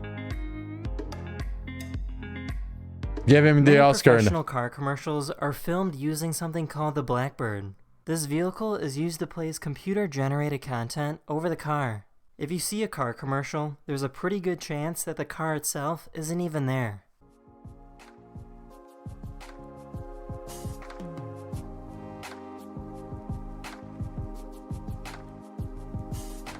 Damn, that's actually pretty impressive.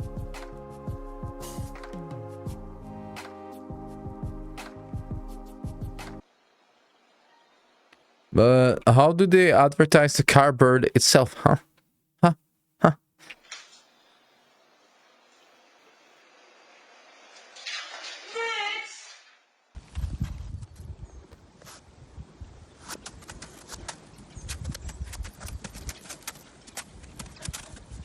This is a miniature mellow sea slug, and they can be found in the waters of Indonesia.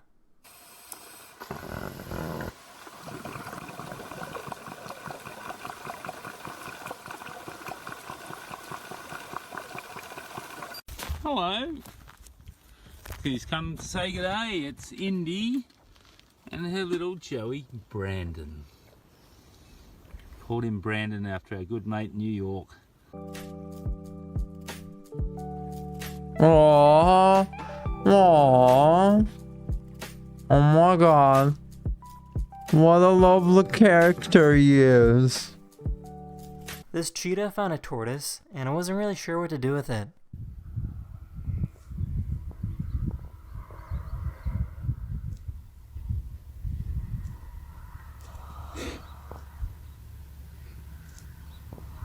This company developed a bag you're supposed to put on your dog to make it dry faster.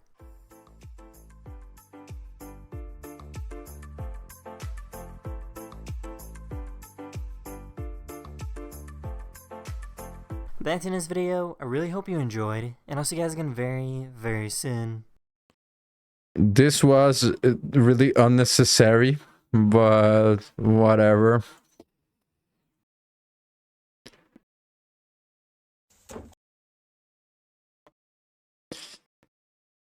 All right.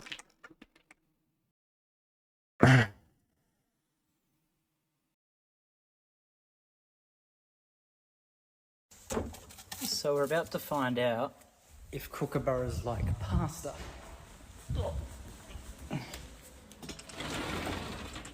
There he is. Got a bit in my hand. It doesn't like pasta puree. Oh! See a trick, bud? Bro, he is trick. Yeah, alright, not bad. It does the tricks, it does the tricks. Let me just check one thing real quick. Okay. Plie tes jambes, ça va? 1, 2, 3.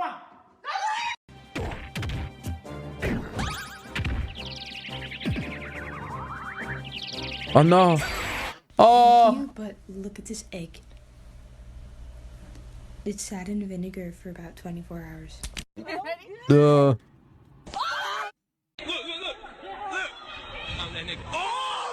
Ooh. He is mad. Yo. Hit a trick. Hey. Oh no.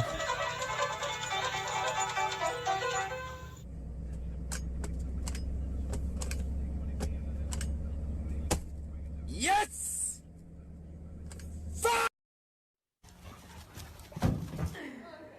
I would actually die if you fell. Oh my god.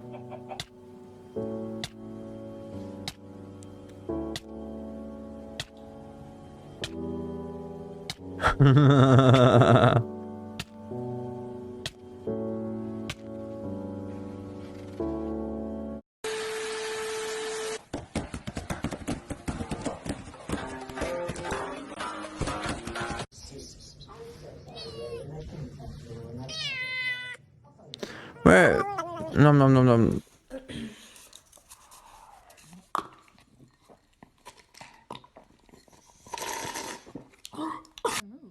Ah. I mean, if you poke him enough, he'll move. Is he alive even? Yeah. Oh, he's pissed. He looked at. Oh, the wave flew. Check this out. The wave flew. Oh, he's pissed. He looked at.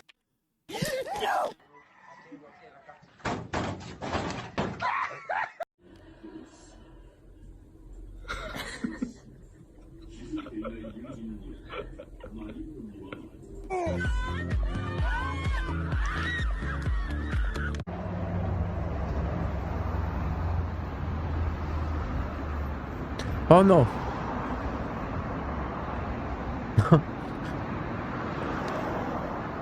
The way he moved, he actually, I'm pretty sure he felt like an idiot. And I was like, yeah, that's me. That's me. Oh, check this out. Check this out. Yeah, that's me. That's the idiot that I almost fucking missed. Mum, this tastes different. Did you put anything different in it? I put a bit of wine.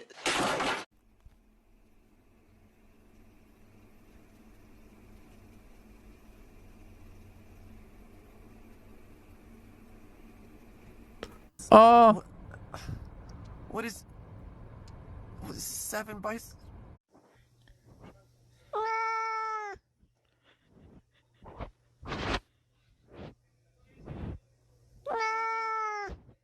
That boy got that virus. Boy, hell no, boy. That boy is stuck in time. Is this crab? Oh no, the crabs. Poor crabs. They knew they were in tourism.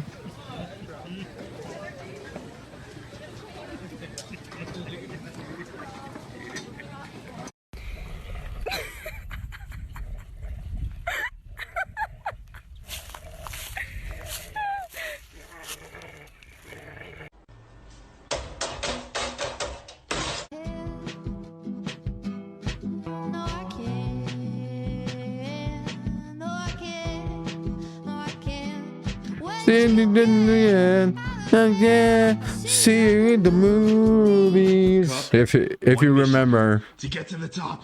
I swear to God, please don't touch. Please don't fall. What the hell are you doing, bro? Hold on. Hold on, hold on. No! No! Why would you in here? No, you know.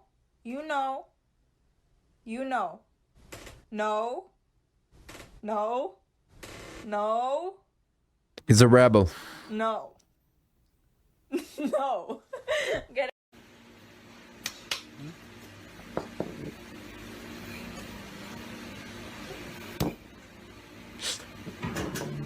Oh, ho, ho, ho, ho.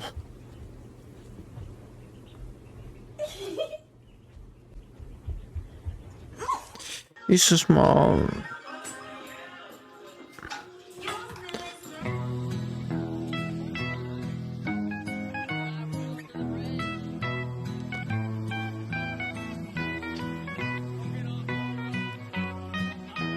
No!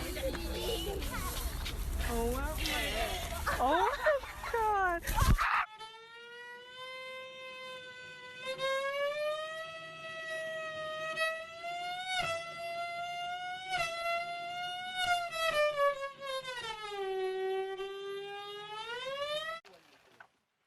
And down she goes. Timber!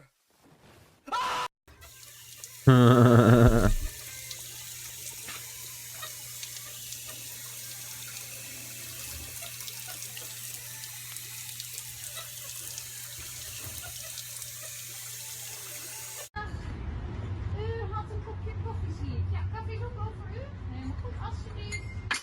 Even kijken. En dan een glaasje water erbij. Geen probleem, alsjeblieft. Even kijken, u had daar ook nog een colaatje. Sorry, dat is die 1,5 meter.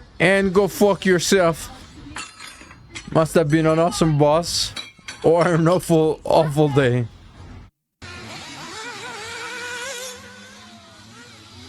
What's the size of this dog? Oh my fucking god. Did they catch him? Yes. Yes, only you. Jesus.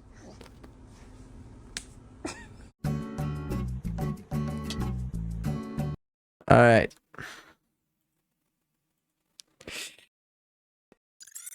Okay. That's the end of the stream of you of me watching YouTube videos, and you are just gonna doing your own thing. I'll see you I'll see you another time, and as always, be toxic.